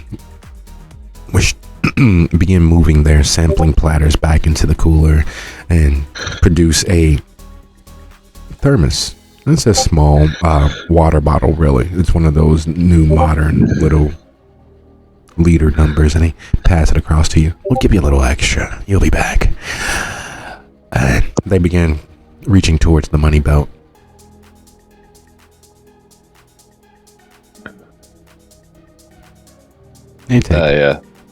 I look back to Silvio. He nods.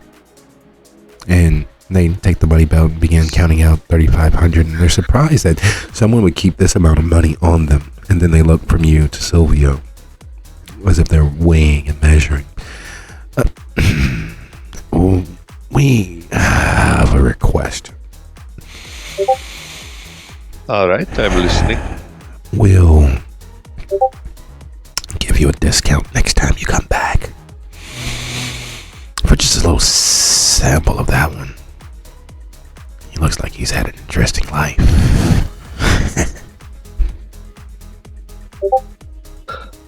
I will leave that up to him. I don't think I'll squeeze up unless it's something that Ms. Rossi says is okay. If you don't mind, all respect intended. Well, there you have it. Perhaps he will feel differently later, but tonight it is apparently a no thank you. Shame. Enjoy your And you as well. Is it appropriate to tip in these situations? It is not. But thank you. Very well. Very well then. I look forward to doing business with you again, perhaps. And as Silvio slips the money bag back under his shirt and jacket and affixes it as you all make your way out, you rarely see him nervous. You've stared down charging kindred, you've dealt with spirits and all sorts of things, but there's something troubled by having to stare on and look on the mess and ruin that is Janice. There's no way that anything about them was not done purposefully. And the punishment of it all is something that he recognizes. You speak your mind. Go on. Sure thing. You know the family's responsible for them. Is that so? It took me a while to put it together, but they were snooping around Zal down at the University Medical Center. They almost outed the Don a few years ago. And because of that, he put the word out that they were snooping into kindred business. Your ma loaned me out to them to make sure that they were caught.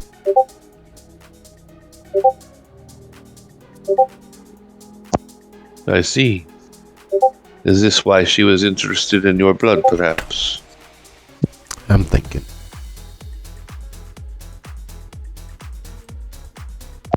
Should I drink what's in the thermos?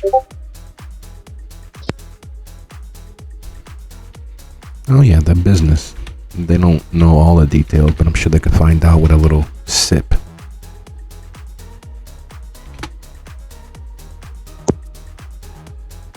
Well, names have power. I do not trust her that far.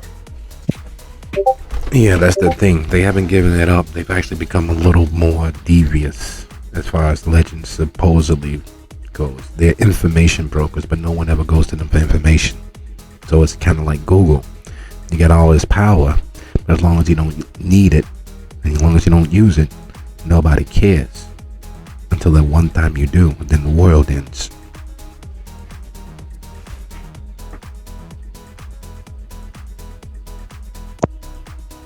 Very well. Well, I will keep that under my hat. We should probably work on meeting up with the others, no? Sure thing. I think they should be all back at their haven by now, don't you?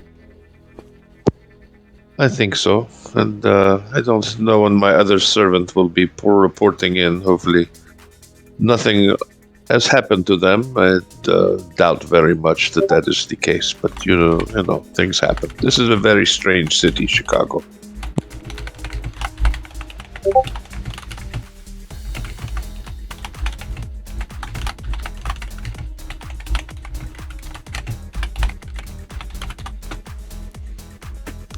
As you all drive back across the city, disappearing into the road traffic, even as well appointed as the vehicle itself is, Chicago's a city of a varied level of everything. There are levels and strata, and they exist elbow to elbow and nose to nose more times than not. As you get near the haven, your retainer arrives, seeming to materialize out of nowhere, which is a rarity for them. Usually they're summoned or called or beckoned, but they've materialized visibly, unasked. And as you deal with the visualization of your retainer, who just appears out of nowhere across the town in a quiet little quaint upscale Trinity Martini bar, Miriam has taken a little bit of time watching the ebb and flow of the club and finding just the right person to spend a little quality time with. Someone who would be hardy enough to lose a little bit of themselves for the evening and none the worse for wear later. in the doing, you find the doctor.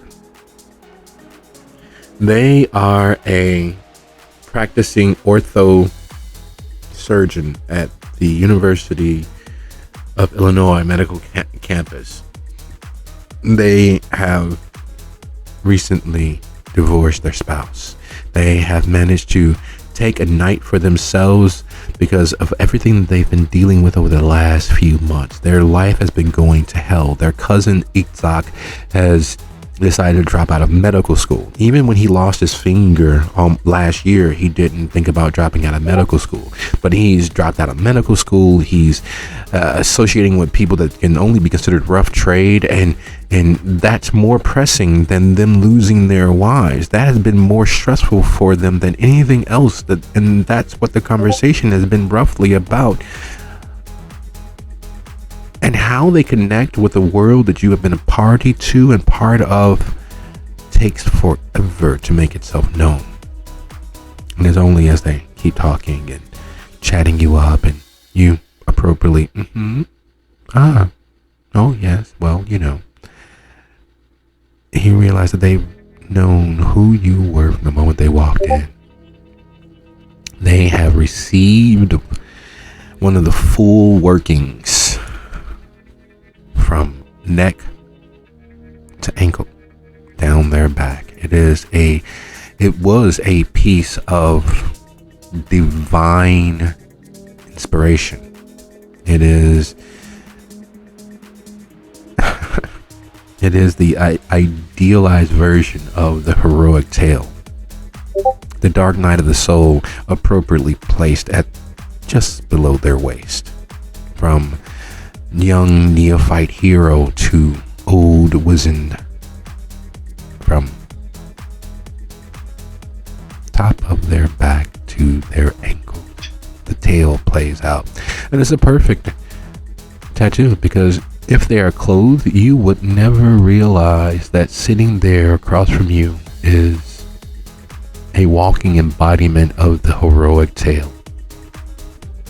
And while they're oh so boring and care more for their blood relation than their spouse, there's something interesting about a person who can sit for the 8.5 hours over 3 different days to have it done all in one fell swoop.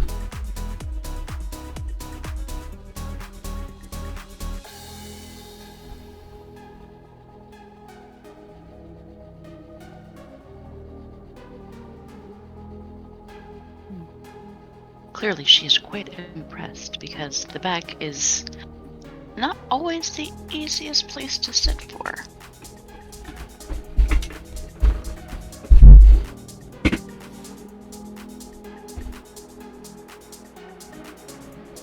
So I'm sorry to talk your ear off, but I needed to spend a little time with someone who could almost understand me. And then he looks around, making sure you guys have enough privacy to yourselves. Then he sits his drink on the corner of the table. And I know that the only way to ensure that he has a chance to grow in the garden, to be properly watered, is if he takes off his glasses and folds his hands one on top of the other on the table between you. If I'm like you, if I know that I can never ever be as close to the mother as you are. I know that my life up until this point has been relatively unruined. But that's what I'm doing.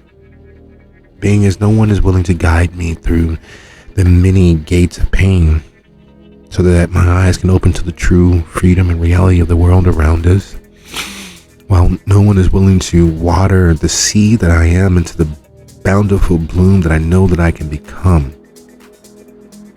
I know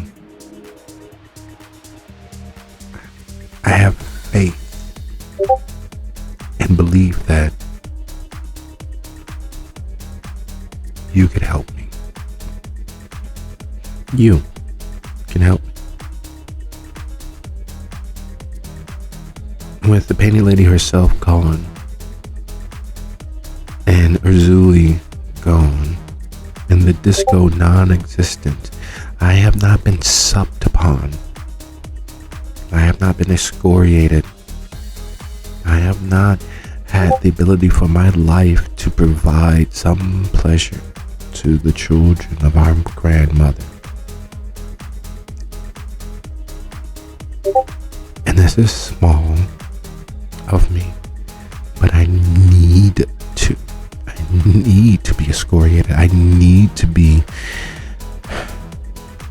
provide. Will you help me take all that I am and birth me anew into our grandmother's garden?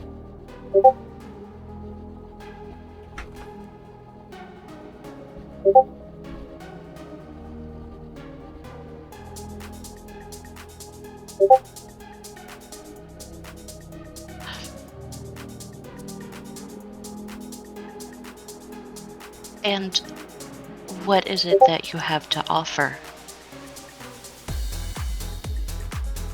to this world? I haven't told anyone of the Grand Bacchanal that is being planned by Urzuli to commemorate the loss of Mama Walde. I haven't led anyone to the congregation hall in the southern suburbs where the preparations are being made. I didn't believe that there were any of us still left until I saw you here.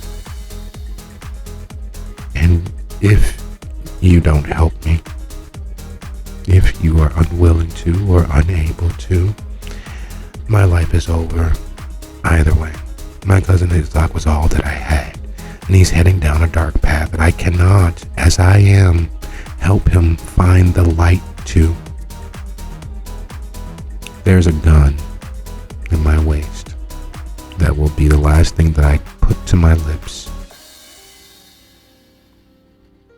And then my laptop, my phone, my cloud drive with all of the information that I've just laid out to you will be found by someone. Maybe not tomorrow, maybe not for weeks or months. And by then, the Bacchanal will already have happened, but the information will be out there.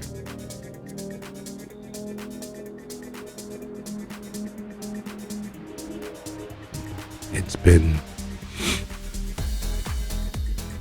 over 3 weeks, and I spent the first 2 weeks in shivers, sweating my life away. I almost ended myself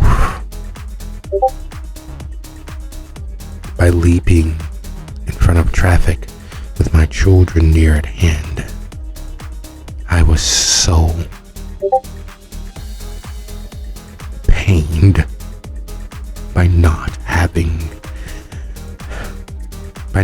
giving, by not taking part of any ceremony.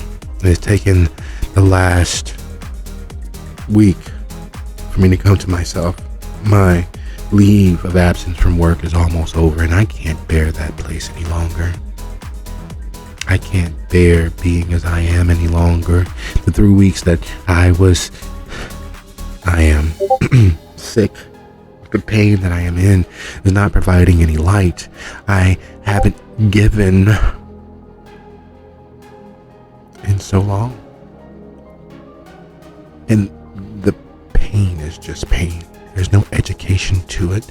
There's no enlightenment to it. And I can't, and of no help to anyone that matters. She will regard him for a moment and extend her hand out to him. And suggest that perhaps they should exit to somewhere a little more appropriate. And she will lead him out. As you lead him out, he motions towards his car, and it is a huge SUV, the sort that are designed to empty someone's bank account every time you need to fill the gas tank. The windows are tinted, and it is clear what the vehicle had been used for on multiple occasions. Because as he moves towards it, he doesn't move to the driver's seat. He moves to the second row passenger seat, and he opens the door. She will shake her head and lead him towards her vehicle.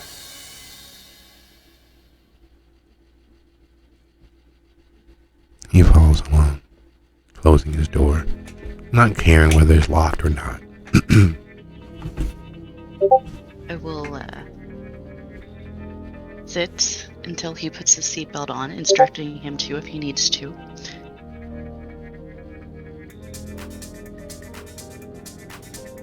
And I will begin the drive to the shelter.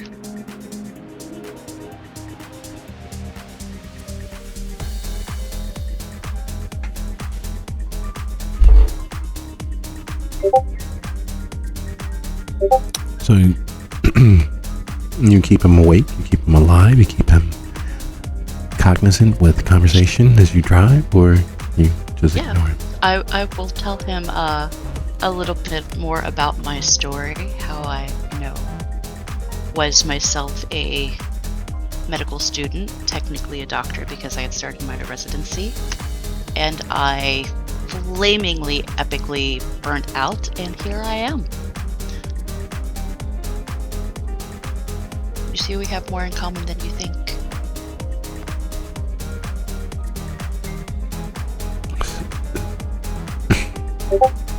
So someone,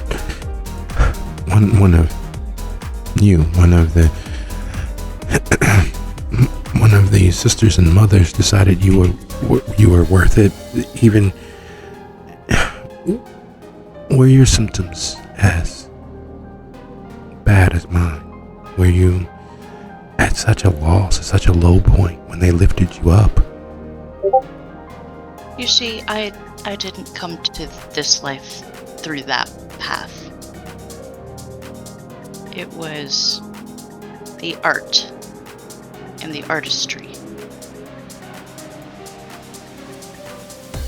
that drew me to the world I live in.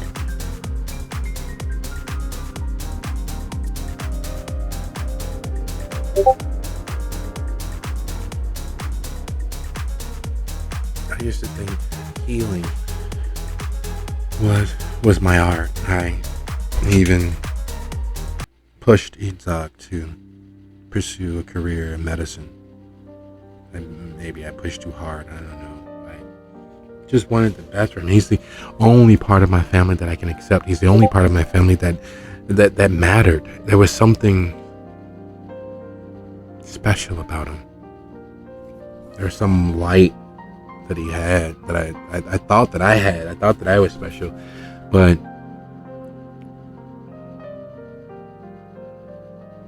I met this woman,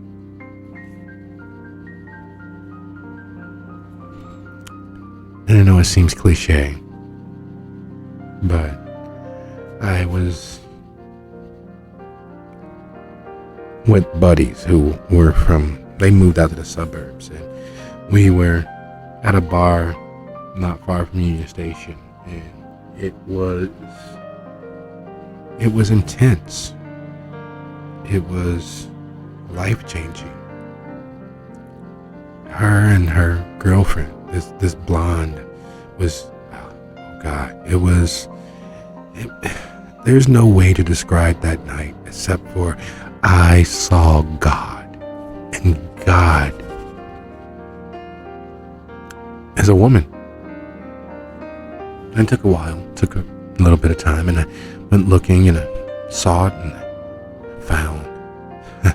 And when I found, oh God, I dived in with both feet. I was tending. the parties at the club were great. They were wonderful.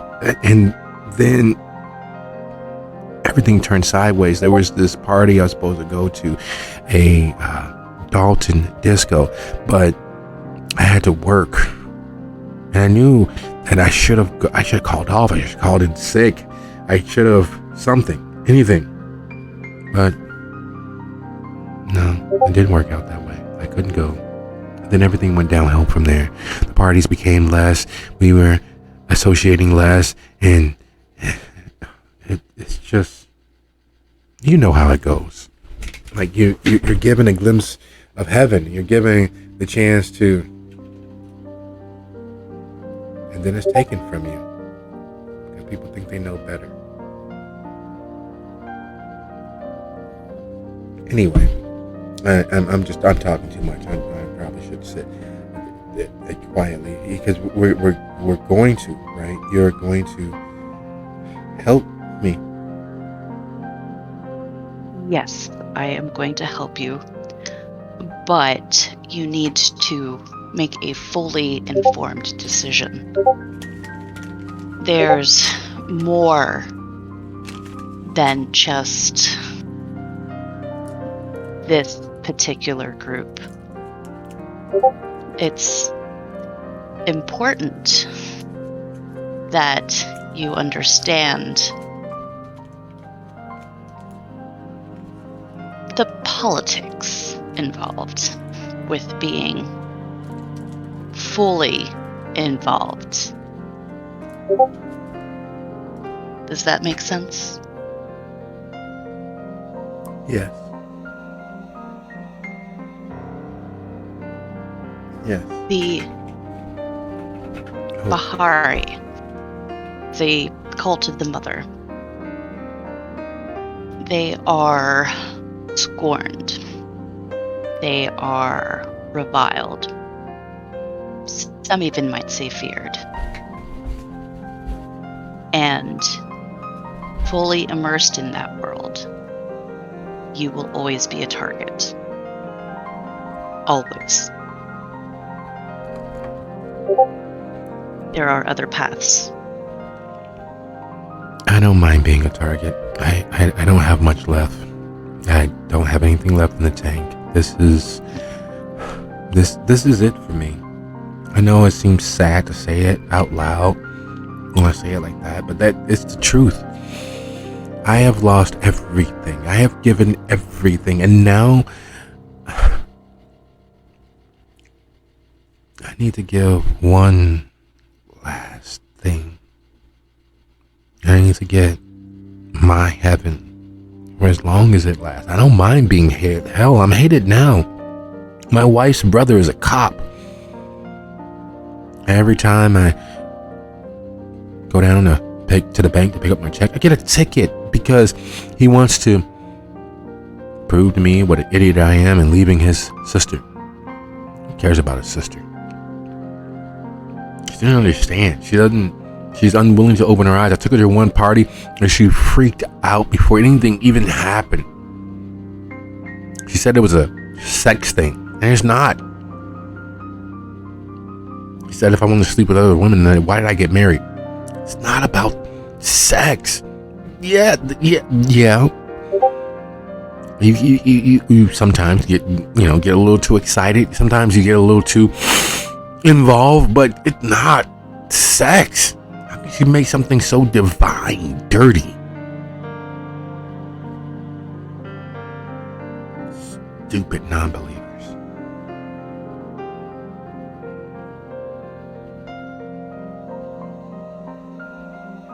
Philip. Nod. Sound very much like I did when I tried to kill myself.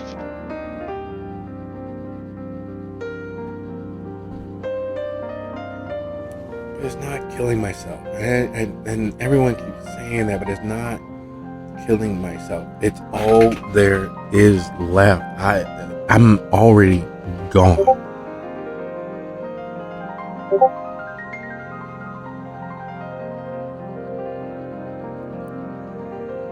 Almost there.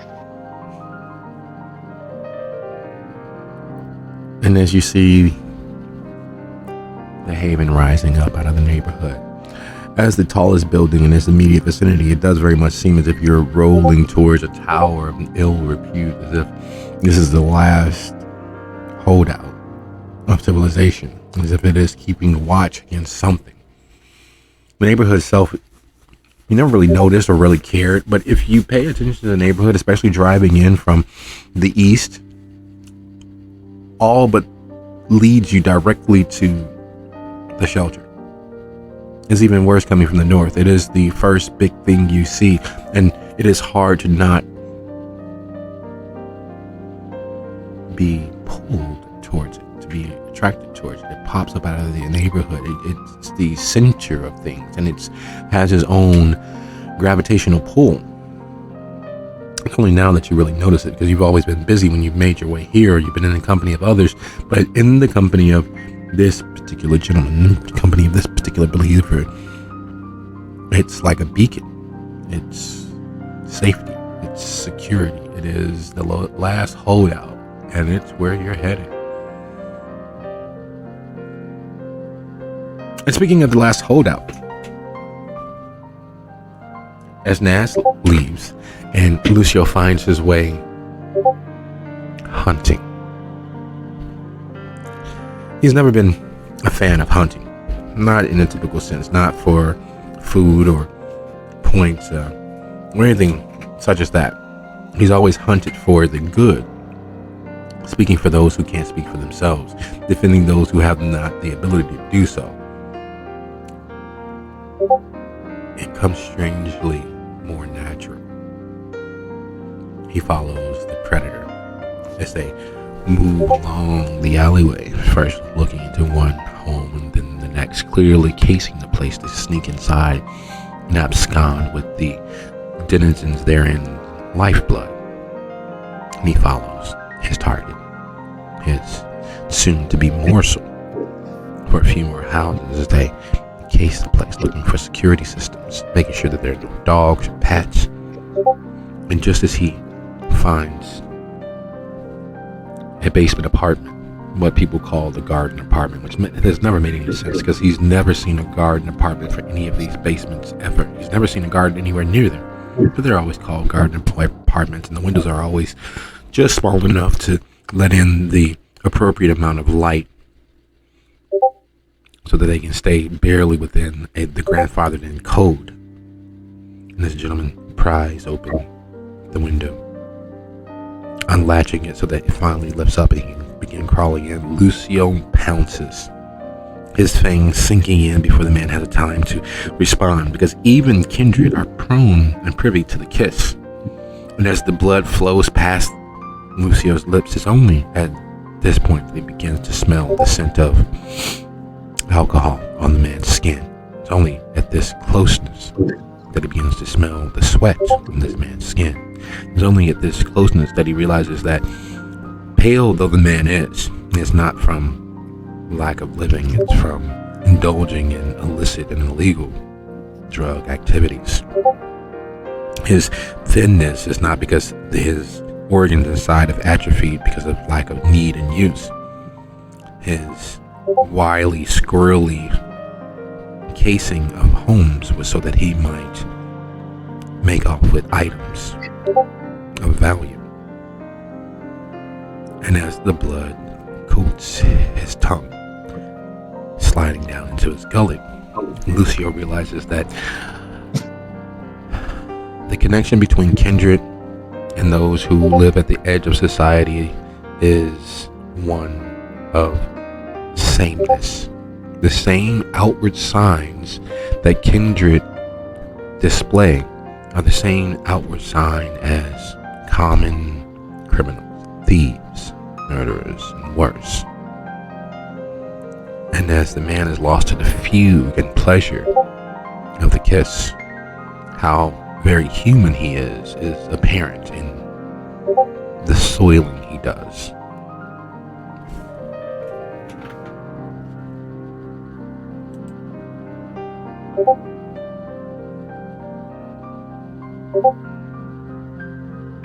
Lucio's intention is to bring himself down to 1 hunger with this. So he drinks just deep enough to leave the man in the most pleasurable moments he's ever experienced. He drinks just deeply enough to allow the man an opportunity or an option to survive this night. And it's not an easy thing at all, because much like the imagery that Hesher put forth about once you pop one Pringle, you don't stop, you drink the whole thing. In the back of your head, that voice gets a little louder. No one is going to miss him. You would be saving so many more lives, putting so many more people at less risk by taking him off of the census permanently. If you drained him dry, no one would notice. No one would care.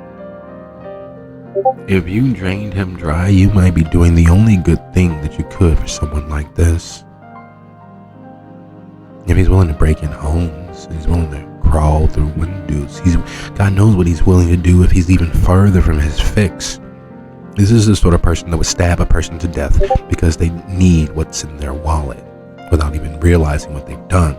This is the person in a drunken stupor that could easily run over any number of people on the roadways. This is a person in their psychotic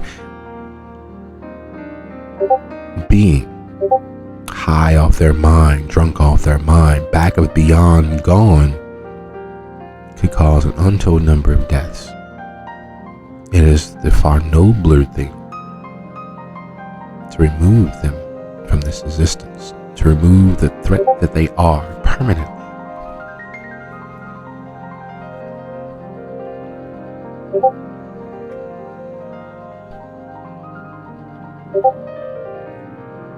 Oh, it's tempting.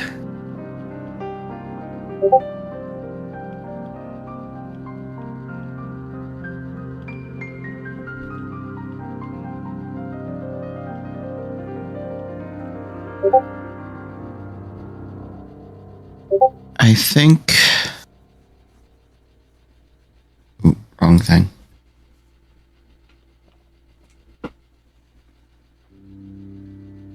So this is this Lucio's beast saying this, or is this actually him thinking this in the back of his mind? At this point, is there a difference between the two? Because it makes good sense no matter which way you slice it.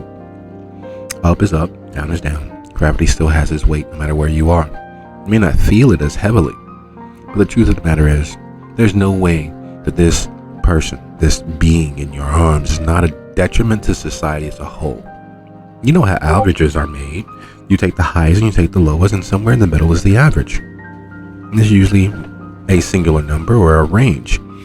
And he is lowering that average. He, by continued breathing, is pulling down the median of human civilization. He is making the world a worse place. It'd be good business, let alone good, ethical, moral rectitude to remove him from existence. How dare someone like this continue existing when good people... Oh God, help me. Somebody please help me. Disappear or have violent things done to him. Then you hear Walter's voice. Well, Cret, there's nothing more important than family. And you see and feel the happiness you have knowing that he's smiling on you, that he's spending time with you. Uncle Walty.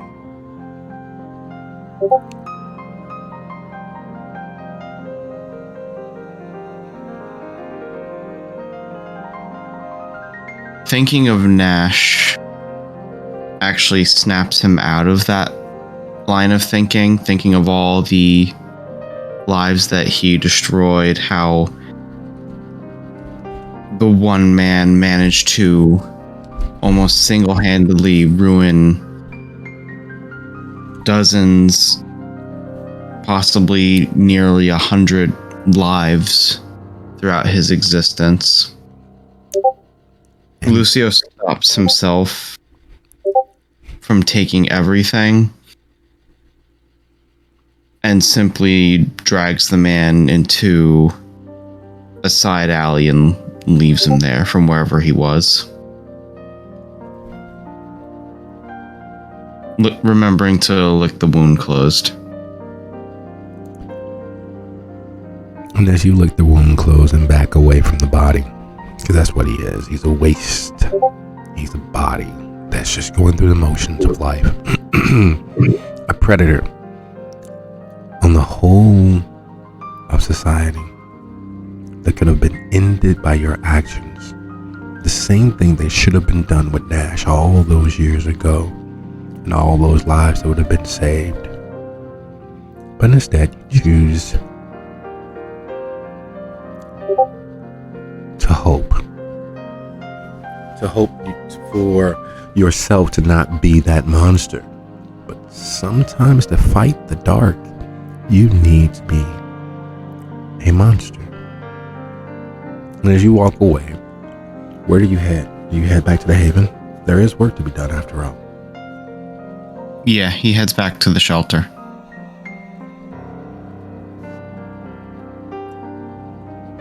And block after block as you get further and further from your victim. Block after block as you get further away from the bug that he was. And as you get further and further away and closer to the Haven. Oh God, help me. It gets a little louder. And it gets just loud enough to be annoying. It gets just loud enough to be there on the tip of your tongue, dancing right along with your beast at the back of your head. If anyone had chosen to do the right thing with Nash, the number of lives unruined, unharmed by him, the good that they could have done, the good you could have done, because you realize you know what it was like to see that smile shine on you. You know what it was like to be in the light of that warmth that he exuded. You know what it was like when he touched you, when he stirred those warm, exciting feelings, when he pushed a little bit so that you could experience what true freedom was like, so you can be your own person. You can have your own agency. You know all the good that was. And you know the trust that your father and your mother and your little sister had. And as you lay dying, bleeding out, you wonder if your little sister will get to know Uncle Walty as well.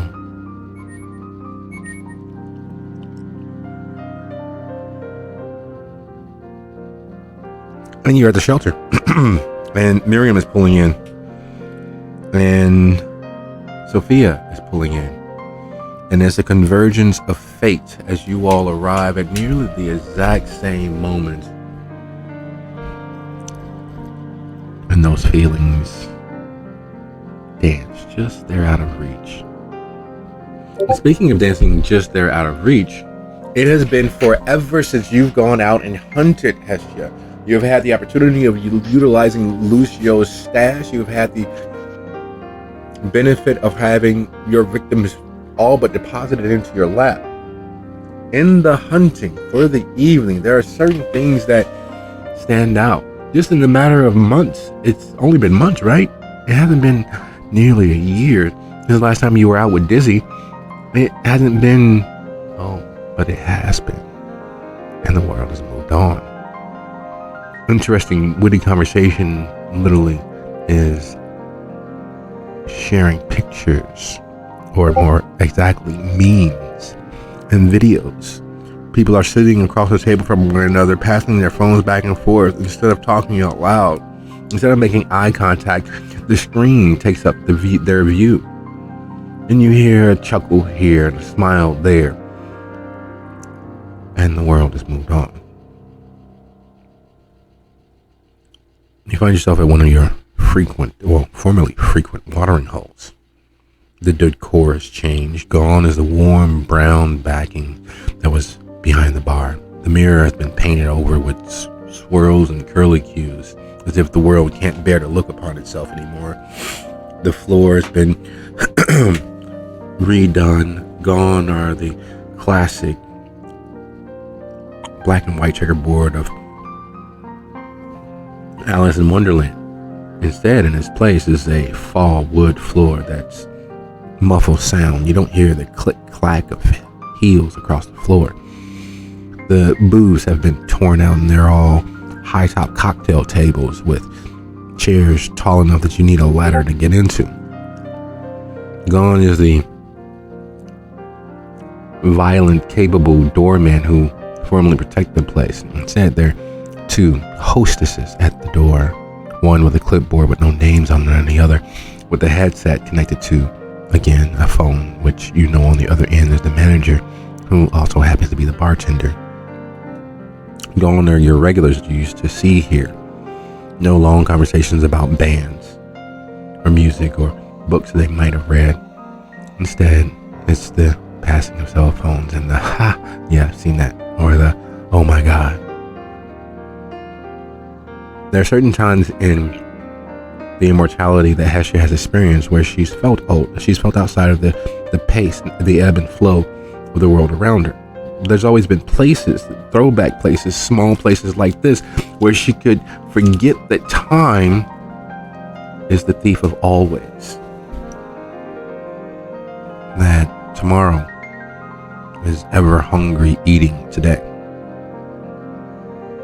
And as she stands at the edge of the bar, waiting for the bartender to notice her, she realizes that, like most things, this too has been taken from her.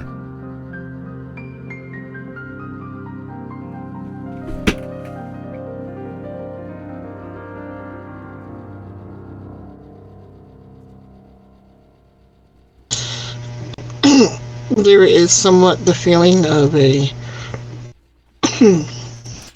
I know we often come back to her height and how she looks almost childlike. This is very much that child that got left in the middle of the mall and hasn't found their parents. Look on her face, she is looking around like, what the actual hell is going on here? I don't like any of it. And she's trying to be chill and she's trying to just focus on, I need to just get a meal and I can leave. But this bothers her on an existential level that they have changed everything she liked about the place. And then the added insult of trying to get up onto the bar stools and having a hard time with it.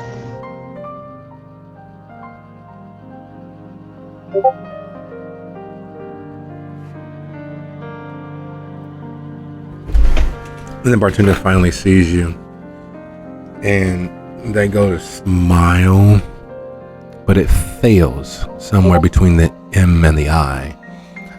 And instead they stop what they're doing and move down the bar. They look you as close to up and down as they can over the bar ledge. Hey sweetie, would you happen to have your ID? You haven't even ordered anything yet. They didn't acknowledge you. The 6.5 minutes you've been standing here waiting as they took care of the bar full of people who are clearly too young to even be considered adults. They didn't even acknowledge you when the hostess spoke into their mic and they looked up and then looked back down. They didn't even acknowledge you as you waited patiently for their attention.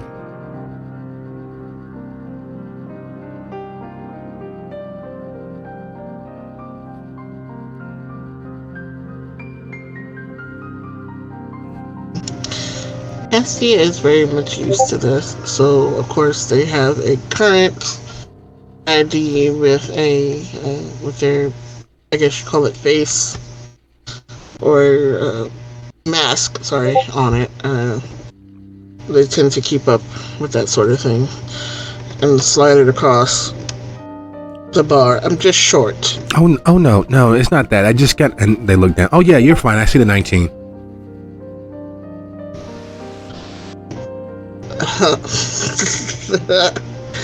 Wow.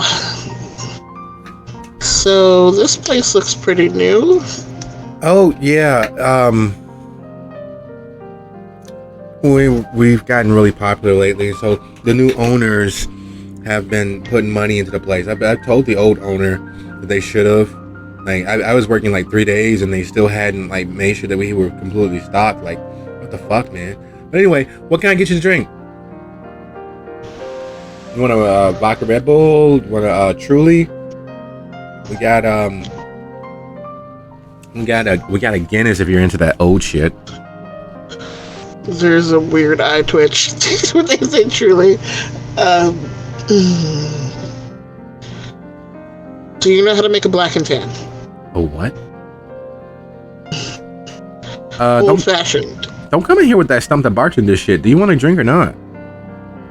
It shouldn't. It's a. Oh God. It is a nationally recognized drink. Okay, fine. Whatever's on tap. Pour me a beer. They literally stop as if you smacked them. Tap?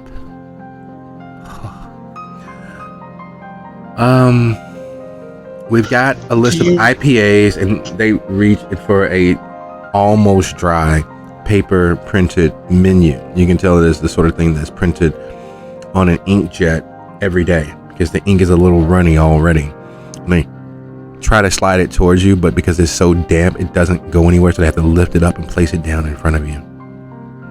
The IPAs are over there on your left, and the other beers are on the right, my right. And yes, they literally said the same thing twice, because your left is their right as they're facing you.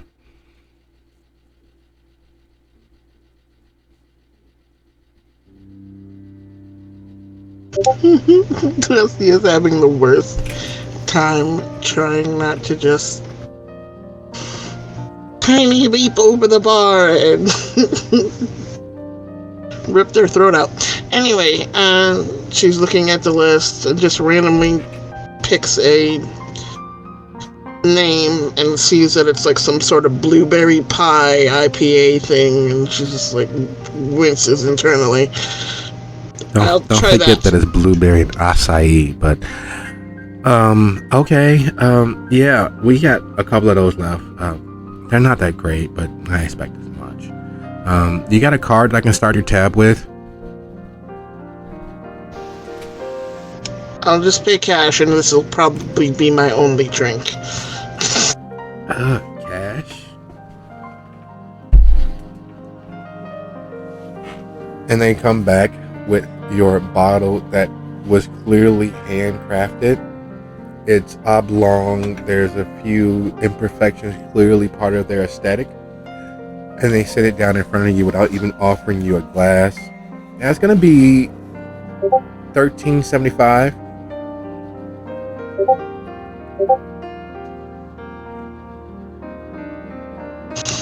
Castiel knows better than to complain about the price of anything, because that would very firmly paint how old they might just be. And just kind of like pulls out a 20. Just keep the change. No, big tipper. You need anything? We got peanuts somewhere around here. Are you good? I'm fine, thank you. I don't know about that. And they move back down the bar, taking care of other customers. You are not offended so much as let down by society at this point. A bartender is supposed to be a person you can go to and immediately understands you, even if they don't. You should be able to have a conversation with them. You should be able to talk about any number of things. Because the longer you talk, the more you drink. The more you drink, the more money they actually make for their time.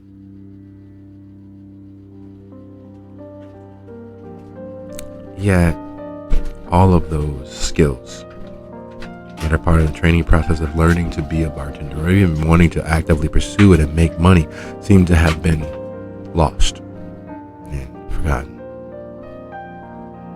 And you see the immediate change as they're talking to someone who flashes their phone towards them. They hold the phone up to the register and they pass a couple of beers back across to them, and they pour Fireball right into a glass and hand it out. No ice, no nothing, no chaser. No, it's more than a shot and just under a double. And you watch them because there's not much else to watch. You're waiting for the proper prey to present themselves. Usually you don't have a problem in attracting attention. You're not unattractive. You actually are very cute.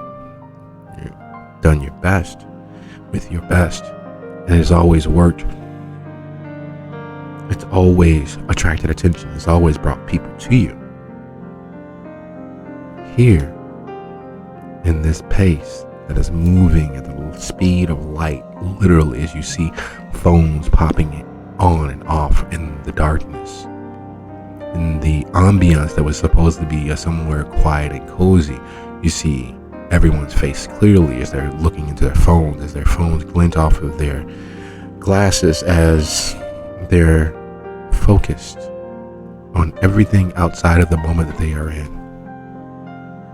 And there's something about that strikes you to the core, focused on everything except for right where you are. The beast has its demands, of course, and the world has its demands, of course, but sometimes in looking out, you miss what's right beneath your nose. And as you look at the beer, you realize that you didn't get a coaster, so you reach across to the little napkin stand, the napkin caddy, and you grab one of the coasters, the little stupid corkboard disposable coasters. And you sit it under your beer bottle, and you realize that it says theist.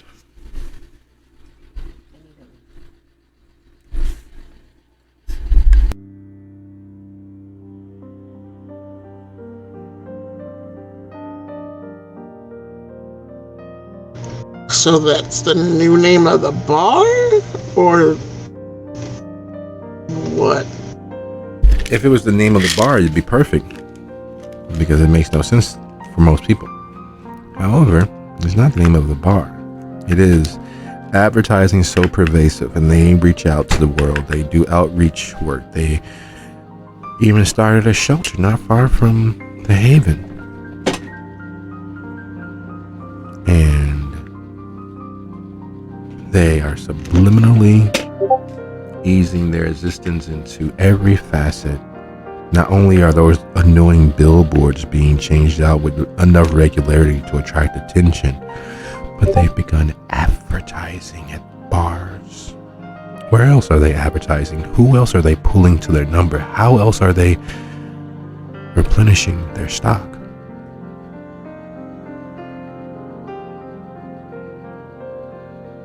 Who is their demographic?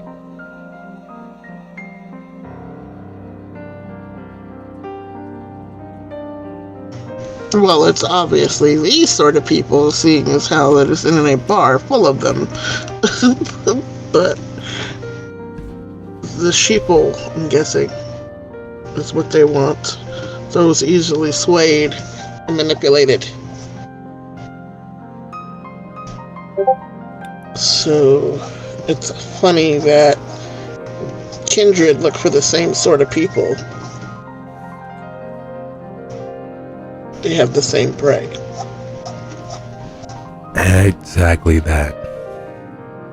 And so it goes without saying, unfortunately, that in the course of your holding your beer until it gets just warm enough in your hand to make it seem as if you had a drink or two, it's a little bit flatter than it started, you make your way back to the shelter. And as you're getting back to the shelter, Miriam is stepping out of the car. Sophia's car door is being opened, and Lucio is standing there watching it all happen. Fate conspires against us all, more times than not, because it finds us and our failings funny, hilarious. And while we could give into that mortal dread of failure, it is only through our failures that we learn how to be completely successful. And while Hestia does not have the opportunity to obtain sustenance for the evening, there is something more that they've gained. There is something more that Lucio has found and discovered about himself and the world around him. There is something more that Sophia has found this evening. What that is and how they perceive it will change nearly everything for our coterie. I'd like to thank you all for a lovely episode, and I will see you all next week. Have a good night, everyone. Night all. Night all.